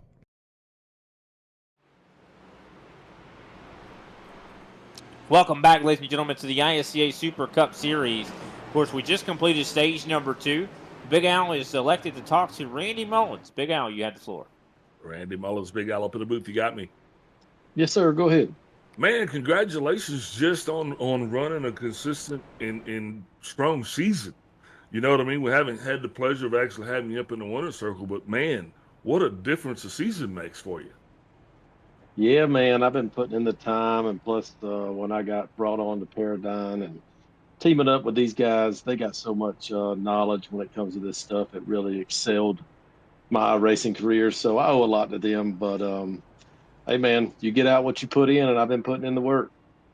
Yeah, hopefully big things in the future there. Looks like you're shining pretty bright. Let's talk about tonight, man. How did you feel coming into this track here? Because you're up front with the big dogs. I mean, you're consistently running up there tonight. So what was your feeling coming into Iowa this week? Man, this is one of the tracks that I actually had circled because when I first joined ISCA, I ran here and ran third, and I've just always liked it. But I'm fighting a very tight condition on exit on both ends of the racetrack tonight. I've never experienced that in all the practice I did this week. So hopefully I've got that out of the car, and the track tip's cooling down a little bit. Maybe that can help me, but we'll see. Yeah, man. How's the visibility down there from where we're sitting? It looks pretty hazy. It's a little hazy off in the distance, but like right where I'm sitting, I can see Gitter pretty clear. So as far as from a driver standpoint, I think we'll be all right. Well, I'm going to tell you that's a pretty good place to be sitting if you can see get it from where you're at, man. Once again, congratulations just on running strong so far this season. Before we let you go, man, who you shouting out here for your solid performance here in this season of the ICA? Man, I definitely need to shout out everybody at Paradigm. Brandon, Brian, Chris, Josh. They've done so much to bring me up to speed and excel my game here. I want to thank Kenny for putting on the league. You guys up in the booth, you guys kill it week in and week out. I need to get to victory lane so I can talk to you guys a little bit more, but I think I'll be there before the season's over. Roger that, boss. Get back to it, and thank you for your time. Good luck to you. All right, buddy. Thank you. That was Randy Mullins, driver of the 54 machine. Pace car lights have gone out. And Time we're to just get back at it. halfway. We're halfway through this thing, which means all bets are off right now, guys. So now we're getting ready to hunker down, and we're going to let the big dog eat, put the driver, pull it out of the bag, tee this bad boy up, and let's see what we can do with it. Well, I'll tell you who's been the most dominant driver thus far has been Patrick Gitter. I mean, Gitter has absolutely ran a flawless race. He's only given up the lead when Jeremy Sumter took it in stage 1, but he took it back not long after that. I think Gitter's got the best car. What can he do on the longer run, though? Will he show any cracks in that armor? If anybody is going to show the cracks in that armor, it's going to be Clayton Hoffman. Pace car down pit road. We enter the Geico restart zone as we start stage 3. Green flag is out. And what a start from Patrick Gitter. Just sails away into the distance. As there goes Brian Johnson. Look at Brian go. I think a lot of things are going to happen right now that we just kind of got the field started going on stage 3. Here's what the first thing is going to happen. Drivers are really going to have to settle into their race now. And I think you're going to start to see some saving. That's right. I think guys aren't going to be out there putting the hammer down all the way around this thing because they're going to try to get that full Monty of gas out of her that she can because you got to. So the longer you can go, the better she's going to flow for you. That's what I think. You could be right, and I think that kind of showing that you are right is Brian Johnson. Johnson just backed off of it. He was attacking for second place and just decided to back off, and I think that just shows that saving tire is going to be the key here. But here comes Clayton Hoffman Big move to the outside. Gets a little bit wiggly off of turn 2. And he's going to be our new leader. Well, Clayton had to do this. He had to get out in front of Gitter, and I knew he was going to do it sooner than later because they let Gitter get too far out last time. Clayton's going to get out there. He is going to be the lead dog. Just lead a couple of laps, kind of set the pace for this thing. Because the one thing you don't want Gitter doing is you don't want Gitter setting the pace. You know what I mean? He's going to get out there and help people burn their stuff up. So. Yeah, 100%. Clayton does the same thing a lot of times. We discussed that both of these guys kind of do that same thing to where they'll almost play that carrot on a stick. You know, they'll be like, hey, chase me, and make you burn your stuff up. And these guys, we've seen Clayton and Patrick race each other quite a bit here lately. I think, you know, these two have been some of the best competition that we've seen in this series. And I love to see it, the fighting between the 21 and the 92. I mean, and then Clayton spent 18 seconds in the box that last time, and now he's leading this thing. So he's definitely showing that the time in the pit boxes. I don't know how that's going to play if we do get green flag pit stops. But they're telling us that something could be amiss there, Brian. Well, I mean, I don't know. Clayton didn't lose position on that last stop, though, did he? Look, Randy Mullins. No, absolutely not. I think what Patrick is doing is he's saving. I don't think that Patrick Gitter is letting, or should I say, I don't think he's kind of letting these guys just drive by him for no reason. We've seen this from Patrick before, Big Al. We've seen Patrick just all of a sudden drop back. Oh, yeah, and all of a sudden later in the run, drive right by everybody. I mean, I think that's what Gitter's doing right now. And I think Clayton, to his point, this is just me because I'm always going to talk about what people are doing, but I think to his point, Brian, he's just showing dudes. Look, I started this thing last place and I drove all the way up here to the front, and I took my time. And I had the longest pit stops, of any any driver that wasn't in an incident. And now I'm going to lead this thing for, maybe half a dozen laps or so. Well, we'll see. I mean, because here comes DeCiani. DeCiani, last week's winner at Sonoma. I think he might be feeling himself. I mean, you win that race, you kind of carry that momentum into the next race. I think that's maybe what's going on here. DeCiani, with a head of steam, takes the lead like it's easy. Yeah, but it's just like that. It's like that Brown recluse spot. They numb around water. Actually. Whoa! Problems as Matthew Cisna turns Brian Johnson. Oh my goodness! Brian Johnson, who was running up in the top 5, fell back, and unfortunately was bumped by the 11. And so let's take a look back at this. You can see that Brian was running right in front of the 11 here. And going into 3 and 4, Cisna running that bottom side just gets into the back of the 4. Now, I don't think this is on purpose at all. I think the 4 kind of came down to try to block his advancement, I think is what happened. That was costly. Let's take another look at that because I feel like this is going to be watching it from the 4. I think we should go back and look at the 4. Yeah, if we look at it from the 4's perspective, I think the 4 might have already been loose. I think he might have been loose already. Because we see right here, I think he starts losing it before. Well, nope, never mind, man. I thought it was happening beforehand. Yeah, no, the 11 definitely turned him. Well, I think, though, he was high, and the 11 had that position down low, and then he just tried to come down. And, I just think it was difference in momentum. I just think it was just a difference in momentum right there. Matthew Cisna trying to get everything he can. I mean, he's in this series where all these big dogs are at. He's trying to do whatever he can to try to make a name for himself. And he's up in 7th, so he's definitely showing a lot of speed in that 11. But unfortunately, the 4 is going to pay the price, and that's unfortunate because Brian had such a good run going.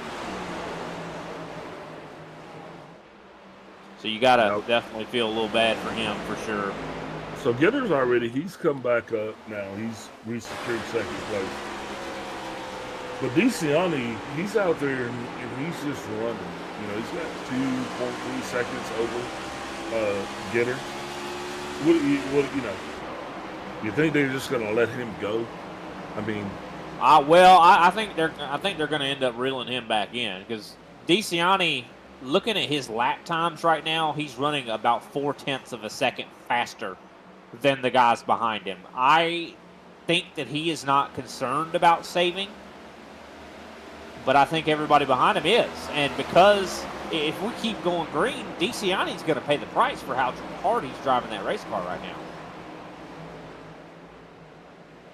I mean, do you assume, though, at this stage that maybe he's already had some experience in knowing how hard to push it and for how long? I mean, I know that DeCiani is a capable driver. He is a fast driver.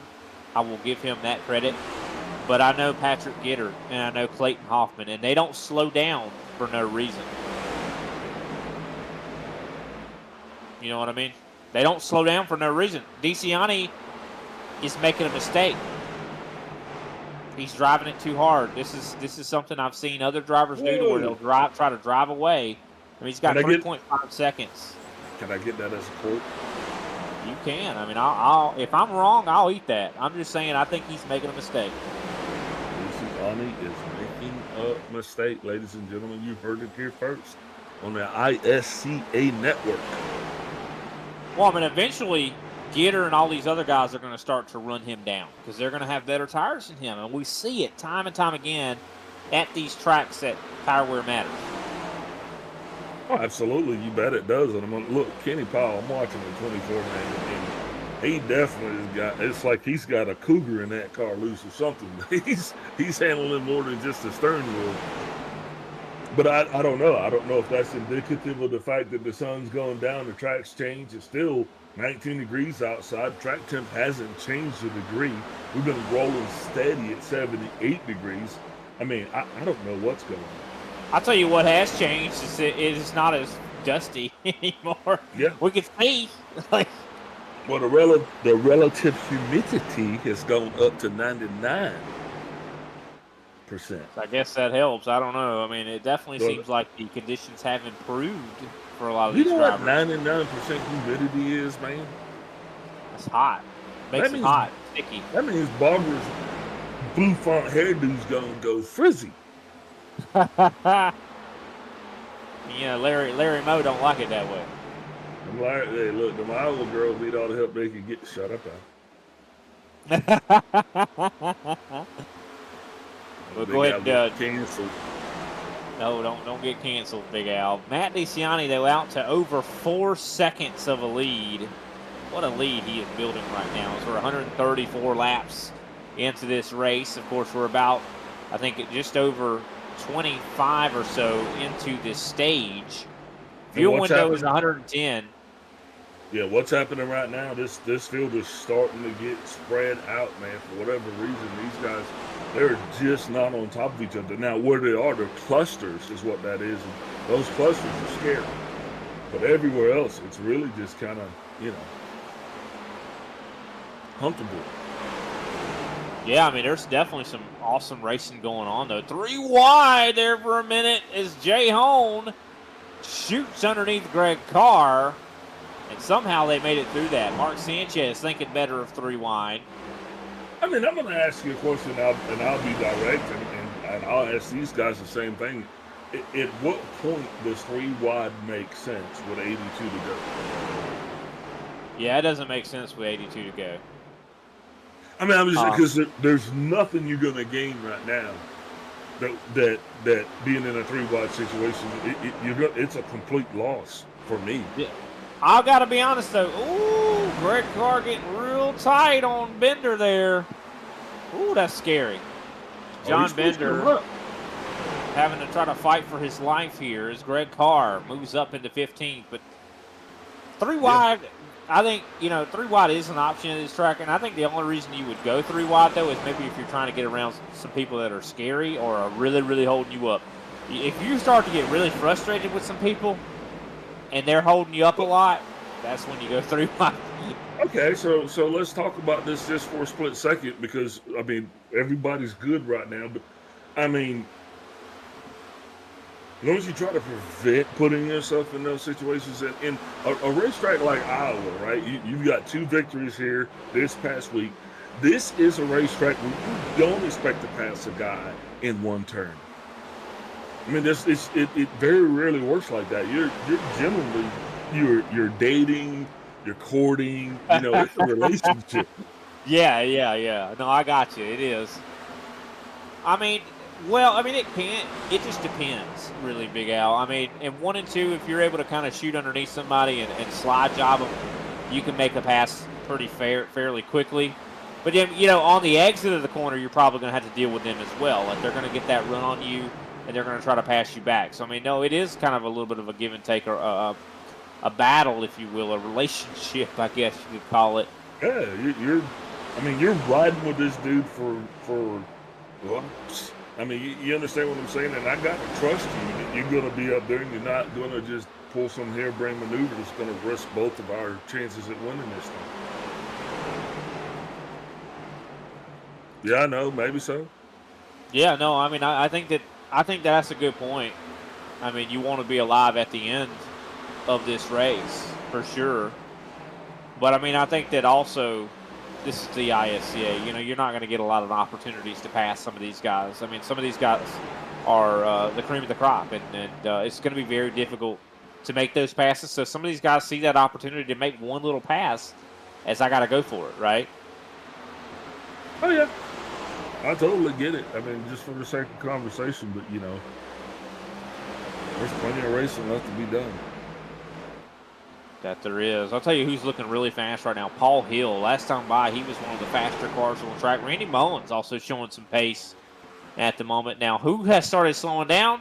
Matthew DeCiani. Matt DeCiani has started slowing down. 24.6 last time by. He was the slowest car in the top 10.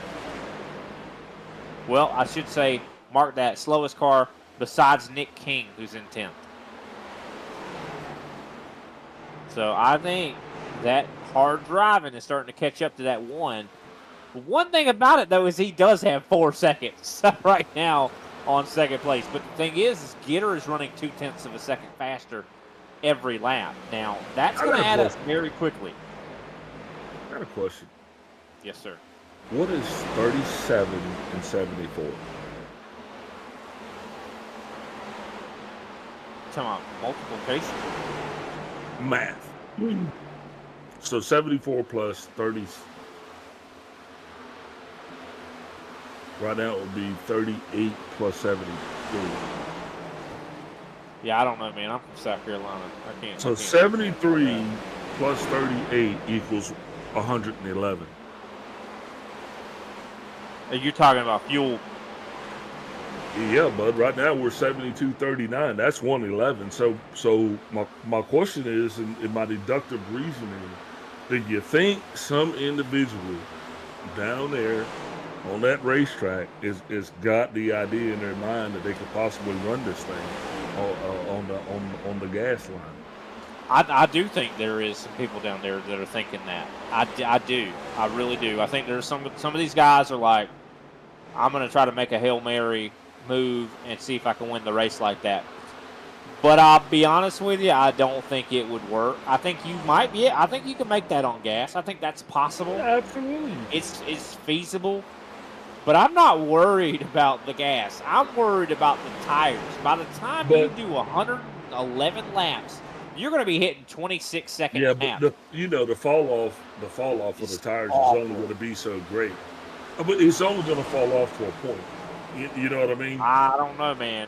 Yeah, I mean, I understand what you're saying, but I definitely agree that the fall off there's going to be a plateau at some point. But I just know from my experience at this track that once I got to over 70 laps, the car is so hard to drive. It's like you're driving on ice. You're driving on ice. I mean, you could easily spin it out at any moment, and that's when you're going to start to hit really slow laps because you're going to be having such a tough time driving the race car. And I just feel like I just don't feel like it's worth it. I feel like the winning strategy is going to be a person that splits this Oh, I got you, stint in but half. I got you. But if you do, split it in half, you're gonna go down at least a lap. That's a Yeah, given. you are Uh, 100%, 100%. You'll get it back because you're possibly moving that two. much faster. I get it. You'd be close to two. But the question though still is,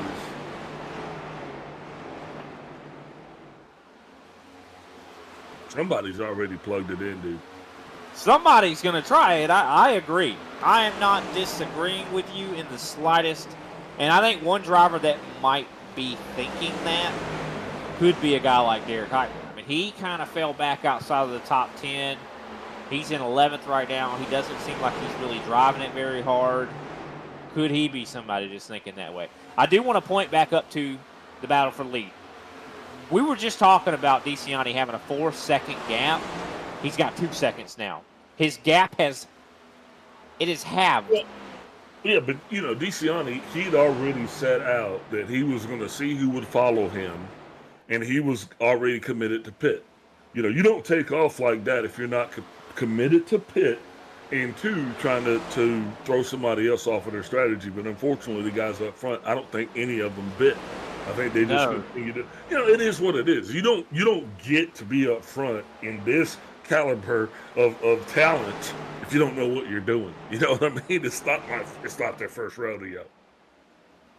Yeah, no, like I said, I think DeCiani just was making a mistake. But I mean, he still, if he can make it to the end of this run and green flag pit, then he at least kind of wipes the slate clean a little bit, and maybe he'll conserve a little bit better in this last stage. Yeah, but he has no options at this point. So I appreciate what you're saying, but all I'm saying is he showed his hand, and he doesn't have any option. He has the pit now, and that's a big difference between, for guys that you don't even know what their strategy is. Because some guys are out there they're clutching it, man. I'm telling you, they're saving, and they just got their eye on the clock, and they're just going to ride this thing out. Why do you need to? Well, I think some of these guys would be thinking of doing that for sure. I think some of these guys are probably planning on doing something like that. But I think the only people that are trying to do something like that, Big Al, would be the guys that maybe are not as good as everybody else and feel like that may be their only way. Really? What? It's a race. I get you, but I think a lot of these guys, you just said it, the guys out here know what they're doing as well. The guys that are up front, they know what they're doing. Look, I don't care. The guys that win every week, they know what they're doing. I mean, the strategy they're going to pick is going to be the winning strategy. Look, I don't care. When you get the W, there's no block in that whole freaking sentence that says anything about anything other than the fact that you won. So I don't care what you did to win.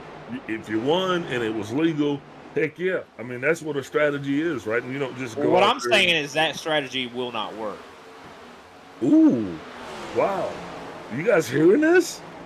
I'm just saying it just is not going to work. I mean, there's no way you can if you can't run this whole stage and win this race. You're going to be so slow that the guys that took the split the stage in half, they're going to run you down. DeCiani's pitting now. That's definitely going to force a lot of people's hands. Because right now, here you go. You got 59 laps to go. You already know how this looks on paper. Because this is just about 4 laps longer than your last 10. Yeah. But he's going to have to go back out there and almost do what he just did again. You get what I'm saying?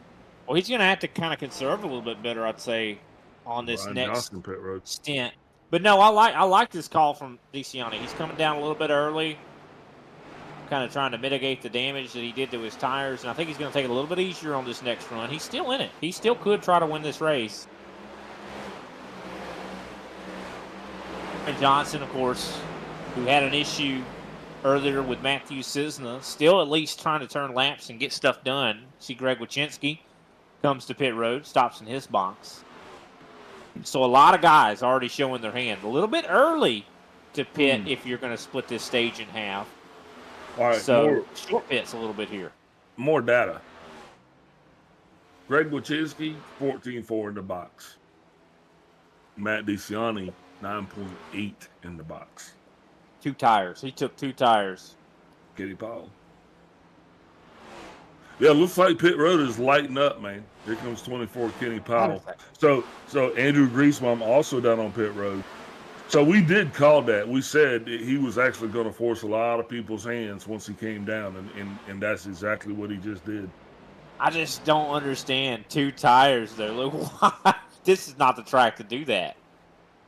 I have never seen at a short track 2 tires. I mean, you could do that if you had like 20 laps to go at a mile and a half. Maybe if you had 20 laps to go at this kind of track, it would work. But I don't know. DeCiani, of course, trying to work his way back up to the field. I'm wondering what his handling is going to look like with just 2 tires. That is a very interesting decision. I tell you, DeCiani is all over the board when it comes to his strategies here tonight. Well, I love it, though. I love it. That's why they call them strategies. I mean, you just got to see what plays out, what works. I mean, it could cause his car to handle better, but I don't know. I mean, this is curious. He's going to turn good. I'll tell you that. You can clearly see he's turning good. Lap times are not bad. So, I mean, I'm assuming right in front you see Jose Mendoza coming to pit road. Yep. Nick King coming to pit road. It's down there about the same time. So a lot of drivers popping down pit road. This is that halfway point in stage 3. Patrick Gitter, of course, still out on the racetrack. Now in the lead. Of course, Paul Hill, he's actually looked very competitive here tonight. Brandon Passalacqua, of course, sits in 3rd. Still got quite a few guys up front, man, that have not yet pitted. I mean, literally the top 10 from John Bender all the way up. These guys are still doing what they're doing. Mark Sanchez getting ready to, I do believe, maybe get past by our leader. No, he comes up onto the track right in front of Gitter here. Going to see if he could possibly work his way back around the track to unlap himself. Dude, So a lot of drivers, I think, going about 2 laps down. We got the new dude, Chad Santa, dude. This dude right now, he's running up in the 12th place. And if you remember, he got the incidental contact way back up there in the beginning by that Jeremy Simpson. Somebody else in the booth with us right now? Who is that? That's not Big Al. That's definitely a different person. I was just making a joke, Kobe, about the accent that Big Al was using. But of course, Chad Sander, we were just talking about him. He definitely got a lot of damage earlier in the show, and I'm shocked to see him running as good as he is. Glad to see it for sure, though. As Derek Hyden makes the pass for 6th. And look, in the midst of the pass.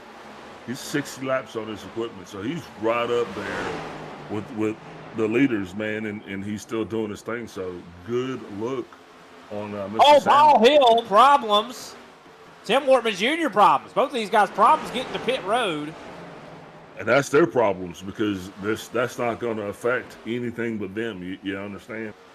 No caution flag, if that's what you mean. Paul Hill spins it coming to pit road. Tim Wortman Jr. almost does as well. I think we were trying to find the replay here of that incident. I don't think we got it. But yeah, Paul Hill, Hill was one of the drivers I think that could have possibly won this race here today, but made such a huge mistake. I think that's going to be costly.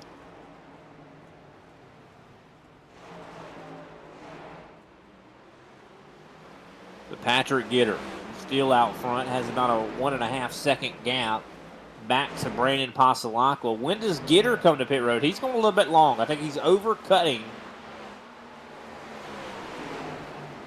And of course, looking at his pace, still very quick. But here he comes. Nope, I thought he was coming that time. But at the moment, 9 drivers, actually 8 drivers, still on the lead lap. So a lot of drivers still have yet to pit. You see John Bender down pit road now, getting some tires in that sun drop machine. As we're on lap 174, coming to 75. What about Clay? No, not it wasn't Clayton. It was Chad Sanner. Way off the pace there, Chad was. I think he was trying to like slow down to get the pit road, but maybe some other dudes got in his way. Definitely could have, as he's driving in that Menard sink, still getting passed left and right here. That car is not handling well, as you can clearly see, as he is trying his best to have a good, impressive first start here. Trying to have, I guess he's trying to have, give some good first impressions. 43 laps to go here. So time is definitely running out. Shocked to see that Gitter has yet to come to pit road. Only seems like they are doing the overcut strategy now. Brandon, Clayton, all those guys are still out there. And what if Big Al, these are the ones that are trying to not stop at all?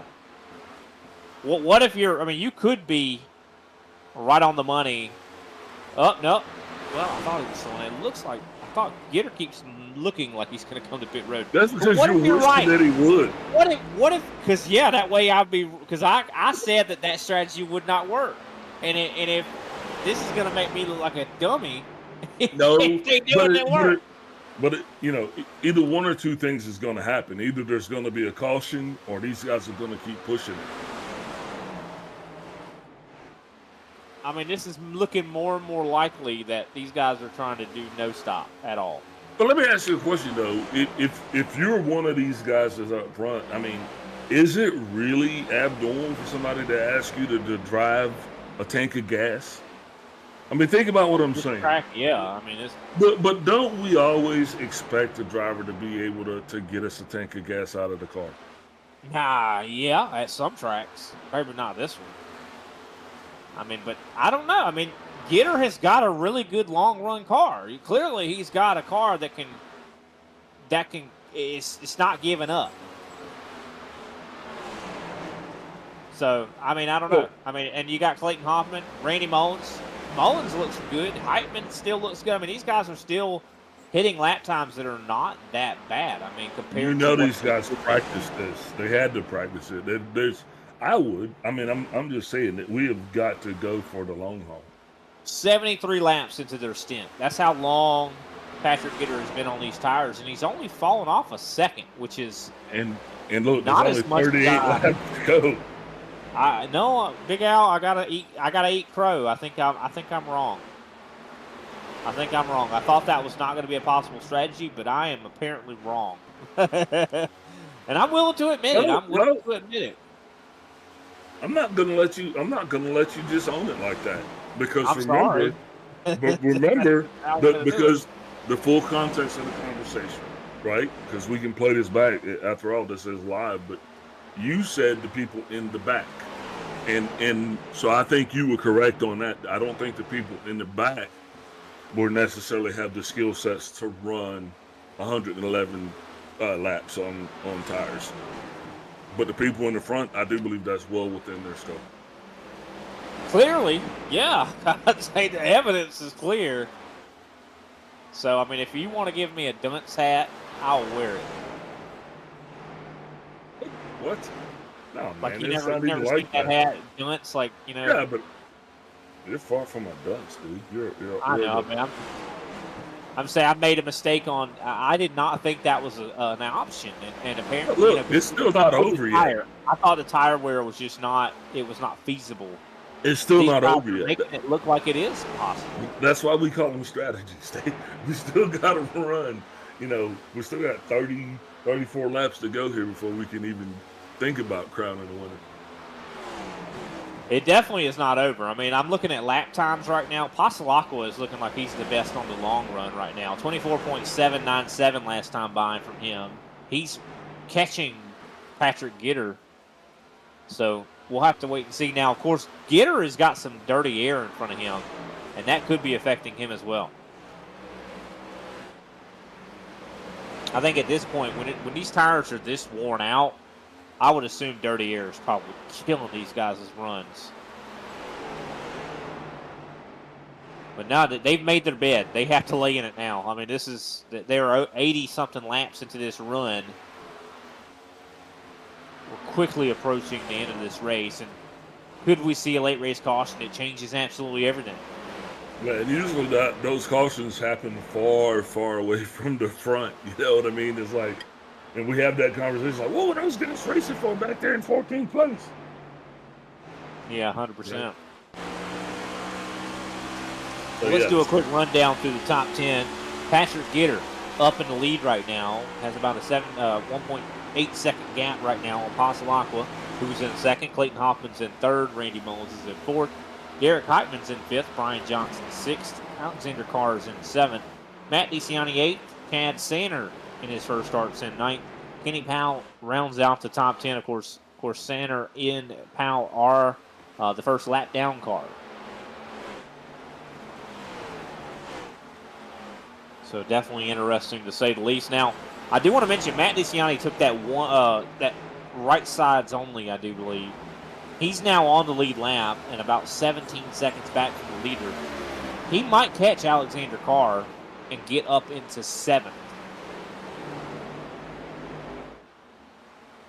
So definitely curious to see how this all plays out. Now, of course, the leader at the moment is hitting 25-second laps, which is a little bit over a second off of his original pace. I think that 21, a lot of these guys are starting to suffer. Their handling is starting to go away. But here's the problem with DeCiani. Hold on. If DeCiani were to try to get back up there, remember, he's still got Maypops on at least the left side, right? So he's going to have to burn those up to even try to get any chance. So he's going to still be right back to the same delta that he was at. I don't think he's going to win this race. I guess I shouldn't deal with absolutes because apparently when I do say stuff like that, I end up wrong. But I just don't. There's not a whole lot of chance of DeCiani catching up there to Patrick Gitter. But I mean, still, with that two-stop strategy, or shall I say two-tire strategy, I am shocked that actually seems like it's working okay. He's at least in eighth right now. He could get up to seventh.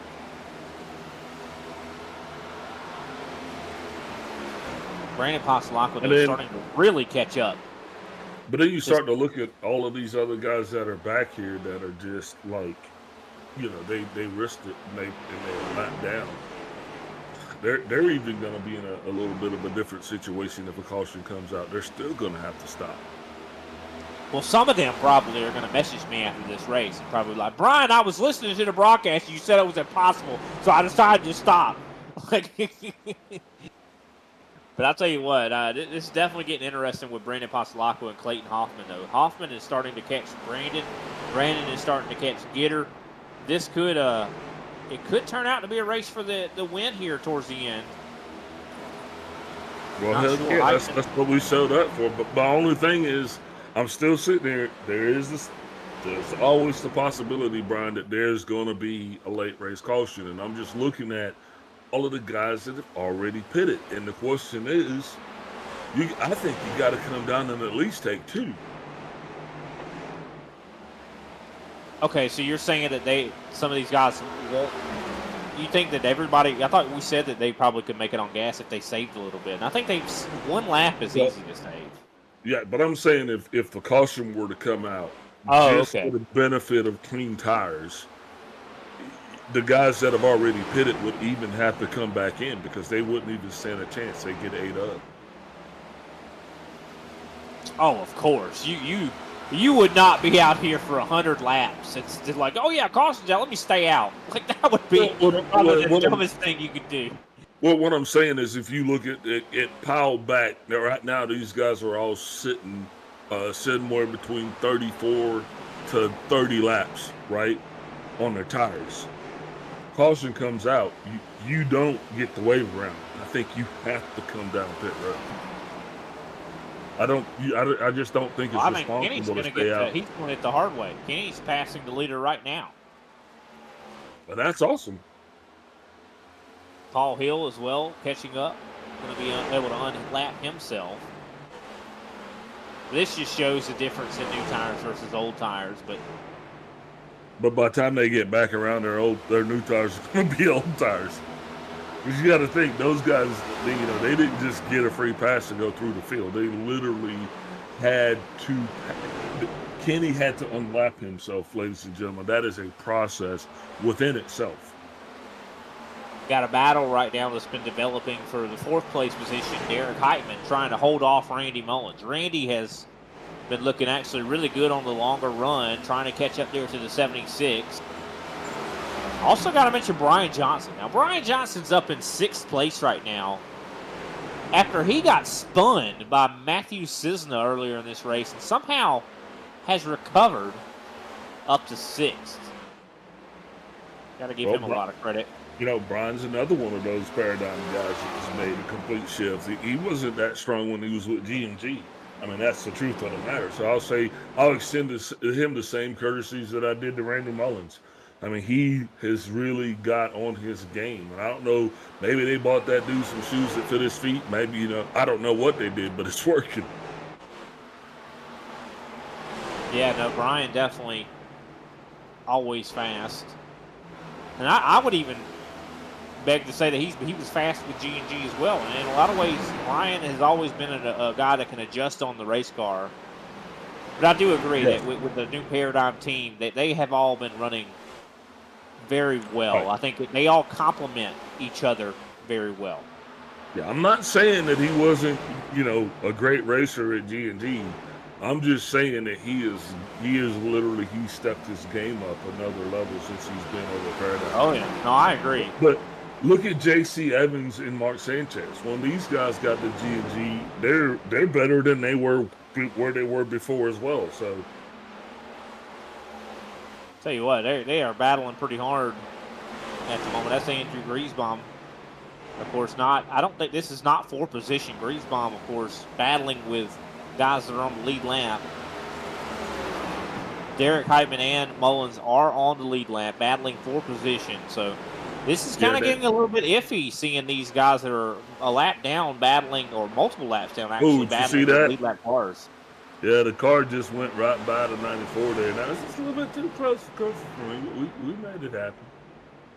I'll tell you what's getting real interesting, though, Big Al. Brandon Paslakwa is now 3/10 back from Patrick Gitter. This is a race for the lead. Yeah, but don't think those are going to be the only two, because Creepy Joe's coming, man. I mean, it's just one of those things where it's that time of night where you got to believe the freaks come out, and they're going to be working. Who is that in this track? Is he racing right now? Who is that? Who is Creepy Joe? Is that Clayton? No, I was just Creepy Joe's just a character. He's that dude that's been lurking in the shadows all night, just waiting to make a move. He's been watching everybody. The lights are still off now, and this dude, he's ready. He's ready to come out. I think, I got to be honest, I think Paslakwa's kind of been the sleeper here tonight. I don't think we've really talked about Brandon at all. I mean, he has been low key, quiet, running really, really good. He just has got to get by Gitter, who's been running really good as well. Clayton Hoffman. Because these guys are dealing with traffic. This traffic. Yeah, it seems like that the 29 car is kind of holding them up. And isn't Sanchez on fresh tires? I don't know. Let me see it here. I got you. Frank Florida. 42 lap old tires right now. Yeah, and so yeah, and that's what we're dealing with, right now with 10 to go. I mean, and also you had Gitter trying to getting passed by Matthew Cisna. So I mean, these guys are having a tough time having to fight each other, but also fighting lap traffic that are trying to get their laps back. So this is kind of look at what's happening. Here comes the 6 Paslakwa. Great run he's got going right there. He is closing that gap to Patrick Gitter just so much every lap. And while Gitter was otherwise engaged with the 11 and the 29, well, Brandon was just back there just putting steam to it, man. And you also see Clayton. I mean, Clayton has not been slow either. So, I mean, this top three is all within a second of each other. They're all really close. This is going to be a pretty hairy battle for the lead. The thing that keeps most sim racing men up at night is the thought of Clayton Hoffman behind them. Yeah, 100%. I agree. If he pulls up behind me, I'm probably going to end up messing up myself. Yeah, I'm going to just go ahead and tap out on the high octave. Go on ahead, buddy. Like, pass left. But here comes. I mean, honestly. 100%. But here comes Pasalacqua. Battle for the win is underway. As Pasalacqua catching up quickly to the back end of the 21. Can he get it done? Oh, he's going to be there, and he's going to try to make it happen. And while they're going to be otherwise distracted, they're going to be watching to see where Clayton Hoffman ends up. But Brandon's been back there, and he has been waiting. He was Creepy Joe. You asked who Creepy Joe was? Brandon Pasalacqua. You said, hadn't talked about Brandon a lot tonight. That's because Brandon's been lurking in the shadows. I mean, unassuming. You understand what I'm saying? But who knew how much effort this dude put into this track? And look at where he's at, trying to make it work. But here comes the 48, Jose Medina. He's going to try to just make sure he gets back on the lead path. This is scary. Yeah, no, this is definitely really scary. I mean, these guys are battling for the win, and they also have lap cars that are trying to get unlapped. And you got Clayton Hoffman as well that is stalking in the rearview mirror. You know, and it's like what's more important, Jose? You getting your freaking lap back, or these guys winning the race? Get out of the way, Jose. Move. Because Jose Hoffman is not battling for position either. So I mean, Jose has nothing to gain. Yeah, nothing. He should be out of the way. Clayton Hoffman right now, he is on a mounted charge. He's trying to get up there, get into the fray also, because, Brian, guess what? We got 4 laps to go. If the 48 car, man, he is going to unsubscribe to Big Al, but I just don't want him in the way right now. I want him gone. I want him, move. And you could just tell that even though Brandon probably desperately wants to pass Gitter, both of these guys don't have the tires to do it. I mean, they're on 100-something lap old tires right now, and they just do not have the ability to try to pass. I mean, you could tell that Brandon just cannot even get side by side with Gitter. He's going to try. He's going to try. Here we go. Now Clayton's being held up by lap traffic. This is just not what you want to see. Sorry, ladies and gentlemen. I'm just a little bit taken aside by this with 2 to go. That the 48 car won't yield and get out of the way. Can Brandon get it? Can he get side by side? It's so difficult to get the momentum on exit. Oh, you're right. You're absolutely right.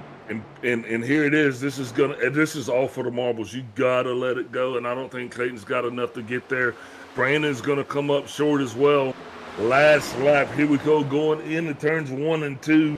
And these are those rolling turns, Brian. You just got to let it go. Looks like the 21, he is getting it going high. The 6 is following right now. The 92 is being pitched down by the 48. 92 dives deep down on the inside. He's trying to give it all he can to get to the 6. Just not going to be able to make it after that 6. He's a little wobbly himself. Here comes the 92. He's going on side of the 48. It's a mad dash coming through turns 3 and 4. Who's it going to be? It's going to be the 21 of Patrick Gitter. Patrick Gitter getting it done. He's going to be your winner here tonight, ladies and gentlemen. Brandon Pasalacqua gave it everything he had. Just didn't quite have enough to make it happen. And, man, Clayton Hoffman, wow, these guys, they did not fail to excite. You definitely excited me with that last lap call. Man. But, yeah, what a race between these guys. Patrick Gitter was just dominant all night long. Won stage 1. He won stage 2, and he wins the race. This guy shows with this performance why he is the reigning champion of the Super Cup Series. And, of course, Brandon Pasalacqua comes home in that second place position. What a burnout here from Patrick Gitter. A well-earned victory celebration here. Well, let's go through the rest of our results. Of course, as I mentioned, Brandon Pasalacqua, your second place finisher. Clayton Hoffman in third. Derek Heitman finishes fourth. Randy Mullins in fifth. Very consistent run for him today. DeCiani, after taking a 2-tire stop, finishes in sixth. Brian Johnson seventh. Alexander Carr in eighth. Paul Hill in ninth. And Tim Wortman Jr. rounds out your top 10. That's going to put it 11th place bid. Kenny Powell's going to be 11th. Matthew Cisner 12th. Mark Sanchez 13th. Jose Medina comes home in 14th. Greg Wojcinski brings it home in 15th. Greg Carr 16th. 17th place John Bender. 18th place Nick Clean. 19th place Andrew Grisbaum. Ted Sanner in 20th. 21st is Jay Home. 22nd J.C. Evans. Christy Johnson in 23rd. 24th is Blair Holloman. And Jeremy Sumter rounds out this 25-car field. Thanks you for tuning in, ladies and gentlemen. With that done and the burnouts away, we're going to take a brief step away, get a final word from our sponsors, and we'll be back with our post-race show.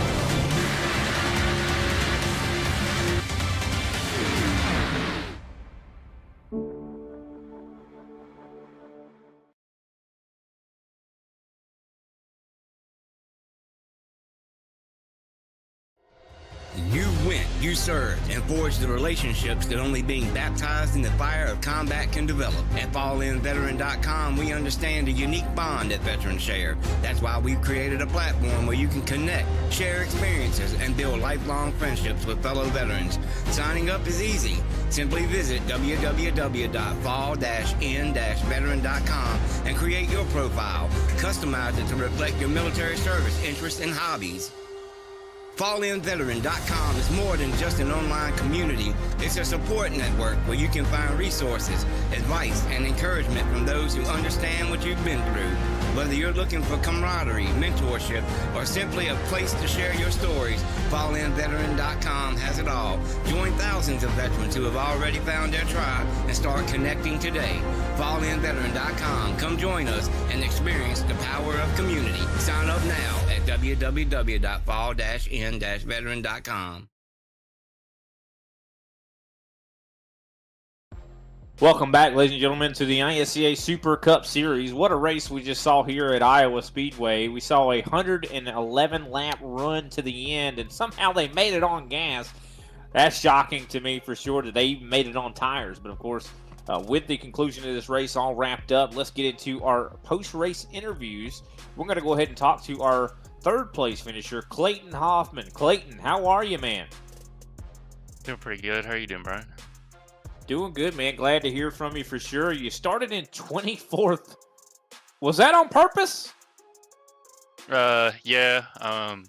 I haven't had a lot of time to work on the set, and the little time I did have, I made a little error with my weather, so I had to kind of redo some of my runs. So basically, what I'm saying is I barely have any laps on the car compared to normal. So I realized that the direction I went with the set this week was wrong. So I was only able to get on about 30 minutes before Q started. So I just loaded up a test and I tried some wholesale changes and try to fix the issue I had with the car. And yeah, I didn't get the balance right, but overall speed picked up a lot. So it was pretty good. You were able to run your way up into the top 3, so I would definitely say so. And of course, you also caught up to Passalacqua and Gitter there towards the end. I mean, it seemed like you guys had such burn-up tires that you really couldn't do anything with that either way, though. Yeah, there's a lot of guys that decided to pit and not save the little bit of gas you had to save there, and didn't want to save tires, I guess. So they played the pit strategy, but from my understanding and my experience at short tracks, if you pit, you're gonna go more than a lap down by quite a bit. So you put yourself in a really vulnerable position. And with this car and this bumpy track, I mean, if you get someone on fresh tires battling someone on old tires, or someone thinks someone's going to do something different than what they actually do, you're just really exposing yourself to getting trapped a lap and possibly 2 laps down if a caution comes out during the pit cycle. So I knew I could save a lot of tire. Tires don't wear a ton here unless you are really hard on them the whole run. So I knew I could make it to the end. I knew it would be a little bit faster than pitting, but I wasn't sure exactly where it would be, just because we can make it the whole way on gas pretty easily. Yeah, that was definitely one of the things I thought about. I didn't think it was going to be advantageous to kind of stay out the whole run. I thought you might be able to feasibly make it on fuel, but I didn't think it would be good to do it on tires. But you guys proved me wrong in a big way, for sure, making it work that way. So definitely, why didn't you, what was wrong with the car initially? Was it the conditions? Did that kind of surprise you as well? I don't have a lot of laps, so now wasn't sure about the conditions really. I just knew, what I loaded, or what we started the race with is only gonna get cooler from there, so we're gonna have less tire fall off. I was hoping the track would kind of come to me a little bit, where the car would loosen up a little bit, and it did to a certain extent, but because of I just had like one really severe handling issue with the front that made the car just want to go straight on exit of 4 all night. And if I try to push the car at all, it was just going straight through the corners. So yeah, it was too much to overcome, but it's still pretty, still had a good night. Yeah, definitely a solid night for you, for sure. I mean, and by the end of stage 1, you had worked your way, I do believe, into the top 10. So you were able to get stage points in both stages, so that definitely worked out for you. Of course, next week, I do believe we're heading to Nashville Super Speedway. How you feeling about that? Nashville's, it should be one of my better tracks that I'm better at, driving pace-wise. It used to be really good, but I don't even remember last year if I raced it at all. But yeah, I mean, it's 1.5 mile type track, so I expect to be pretty good there. I'm usually pretty good at the 1.5 miles, so. Actually, I do want to actually, it's New Hampshire. I don't know why. Nashville's the track after that. I do apologize. I didn't even know. I hadn't really checked the schedule that far ahead. I got a couple other things going on and hadn't had a lot of time to test this week, like I said. So, yeah, I mean, New Hampshire will play out pretty similar to Iowa. It's a bumpy track. Honestly, if I think about it, it's kind of similar to sort of like a hybrid between Iowa and Gateway, where it's got short track corners, some longer straights, so but it's also bumpy, whereas Gateway is pretty smooth. So yeah, I mean, it'll be another short track race. it just pretty much come down to, I think, who has the long run pace, who has the best handling car. Long run usually has the best long run pace here. So I think it'll be kind of similar story to Iowa.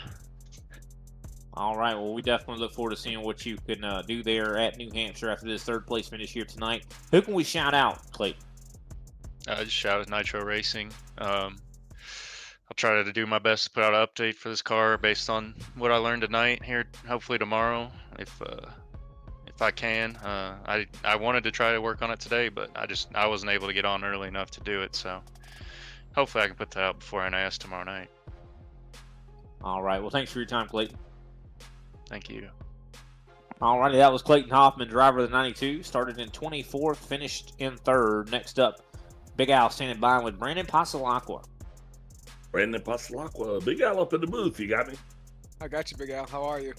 Man, I'm doing pretty good, boss. Congratulations of battling it out and bringing it home in P2. Thank you. Yeah, man. I didn't think that was going to be possible tonight based on how the night started. So it was good to get that long run at the end. And I guess I took care of the tires well enough to have a decent finish. So happy with that. Yeah, so was there ever any doubt in your mind that you guys were going to go ahead and try to run that last stage all the way through?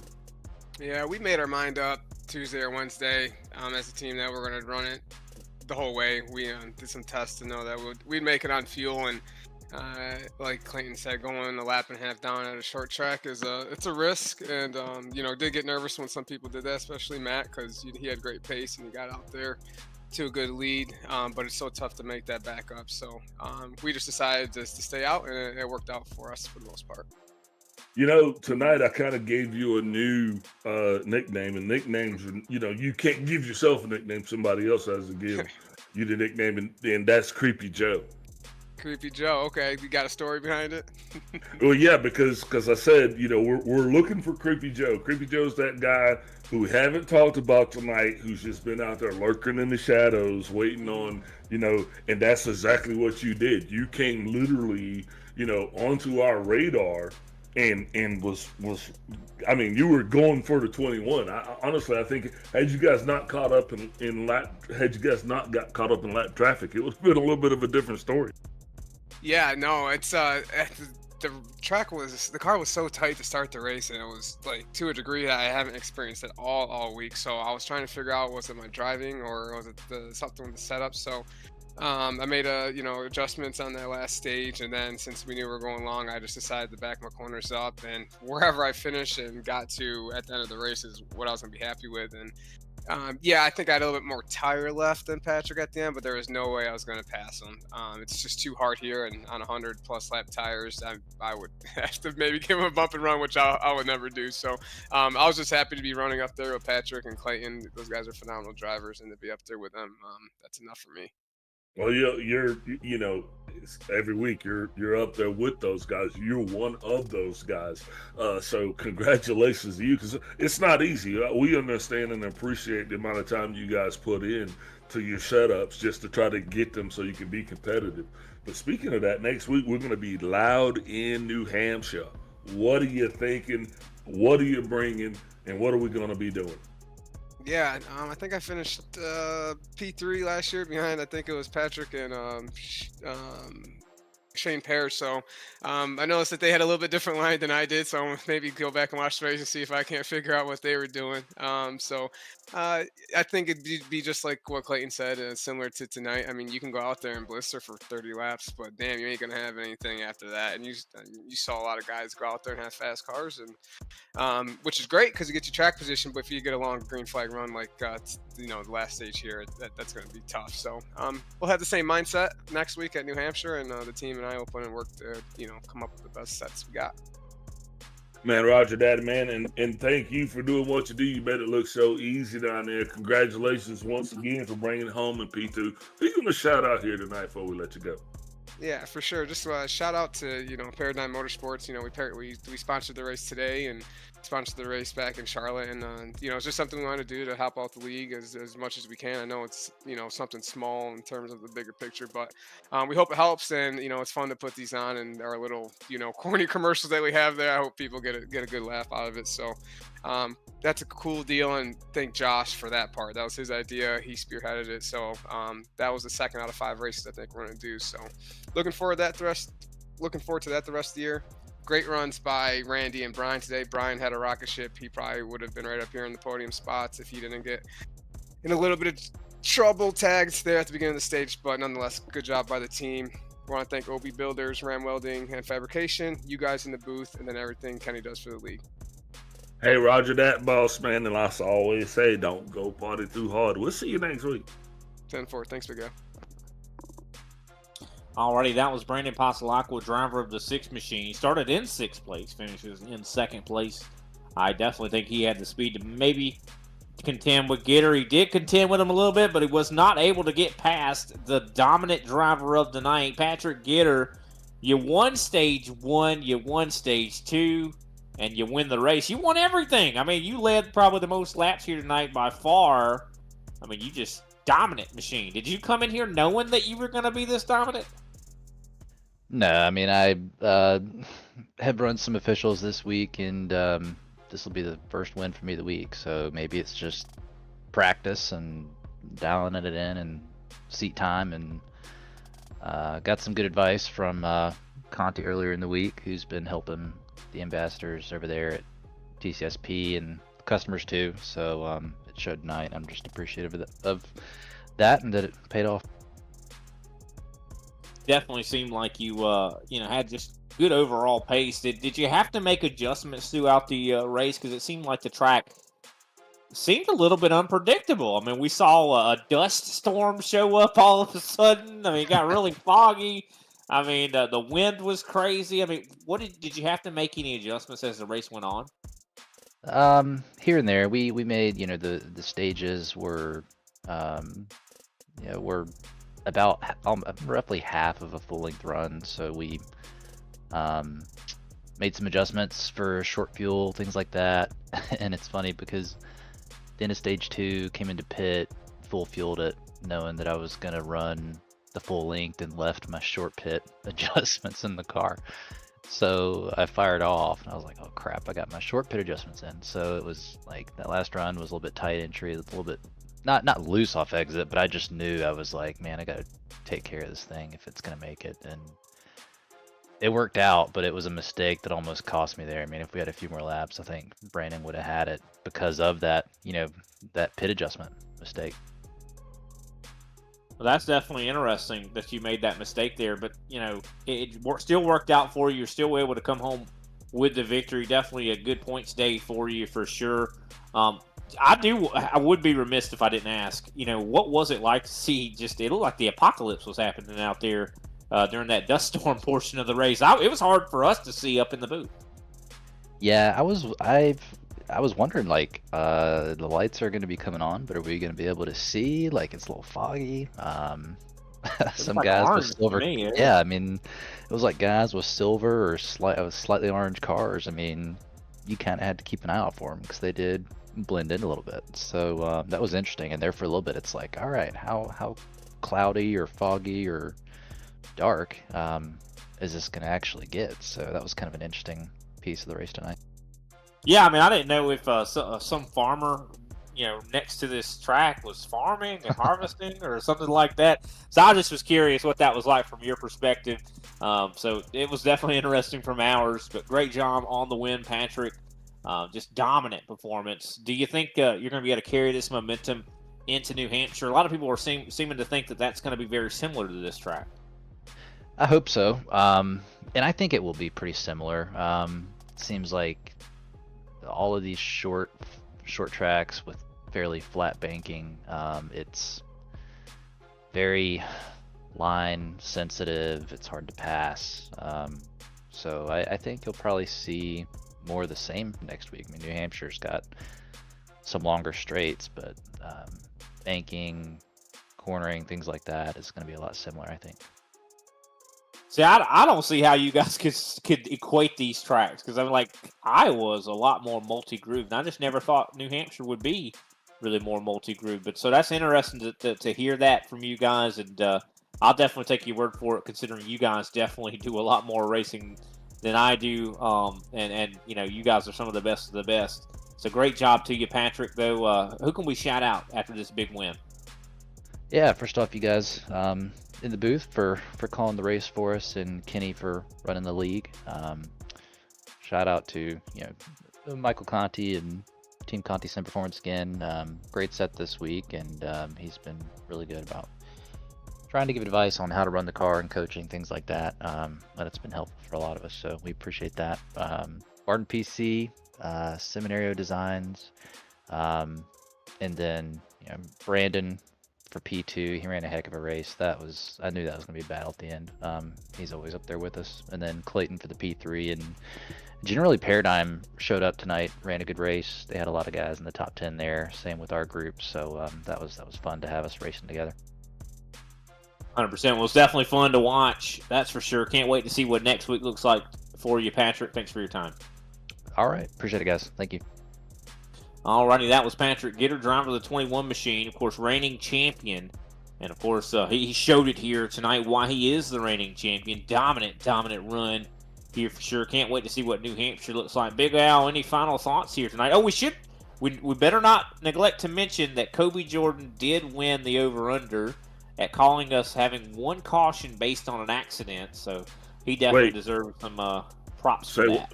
Say what? Oh, when did Kobe? I don't remember Kobe saying. I didn't hear that. You didn't hear that? Okay. I didn't hear that. I heard it, but I mean, no, the audience didn't hear it, so it didn't happen. Hey, there you go. Man, yeah, what an awesome show here tonight, man. What an awesome production. Thanks for Kobe down behind the scenes there. Kobe got your name out there a lot tonight. Thank you, Brian, just for hanging out, being awesome. I mean, I'm your assistant. Thanks for Kenny for giving us, like I said, somewhere to talk about. Thanks for the drivers for the time that they put in away from their families doing this. So we'll have something to talk about. And thanks for those families for actually sacrificing so much time, because these guys don't get to be this good. They make it look easy. So yeah, and hope everybody has a great weekend. Yeah, definitely, for sure. Definitely want to wish everybody a happy Father's Day here coming up Sunday. Yeah, shout out to my dad, too. Sorry, Brian. Shout out to my dad. Happy Father's Day, Dad. 100%. Happy Father's Day to all the drivers that are fathers as well. I know that's a big day. Hopefully your children spend plenty of time with you and maybe treat you to some special dinner or something like that, for sure. I know a lot of times the fathers don't get as much of a nice holiday as the Mother's Day holiday, but we'll definitely hope that changes for you here this weekend. We definitely want to shout out everybody that tuned in here tonight. Shout out to all the drivers that made this race as special as it was. Of course, Kobe Jordan, who put on of course, all the camera angles who put on the broadcast itself. We definitely appreciate him for sure. Make sure you tune in next week. Broadcast starts at 9:15 p.m. Eastern Standard Time at New Hampshire Motor Speedway, Loudon. We're going to be going live there at that mile track, I do believe it is. Going to be an interesting one for sure. It is a big Martinsville, essentially. Looking forward to it. Race actually starts a little after 9:30, so make sure you're there with us. Of course, my name is Brian Britt. We'll see you next time. This has been the ISCA. Hello and good afternoon. My name is Randy Mullins, driver of the 54 Chevrolet for Paradigm Motorsports. As you can see, we're sponsoring the race tonight, so I'm going to give you a little insight on ISCA.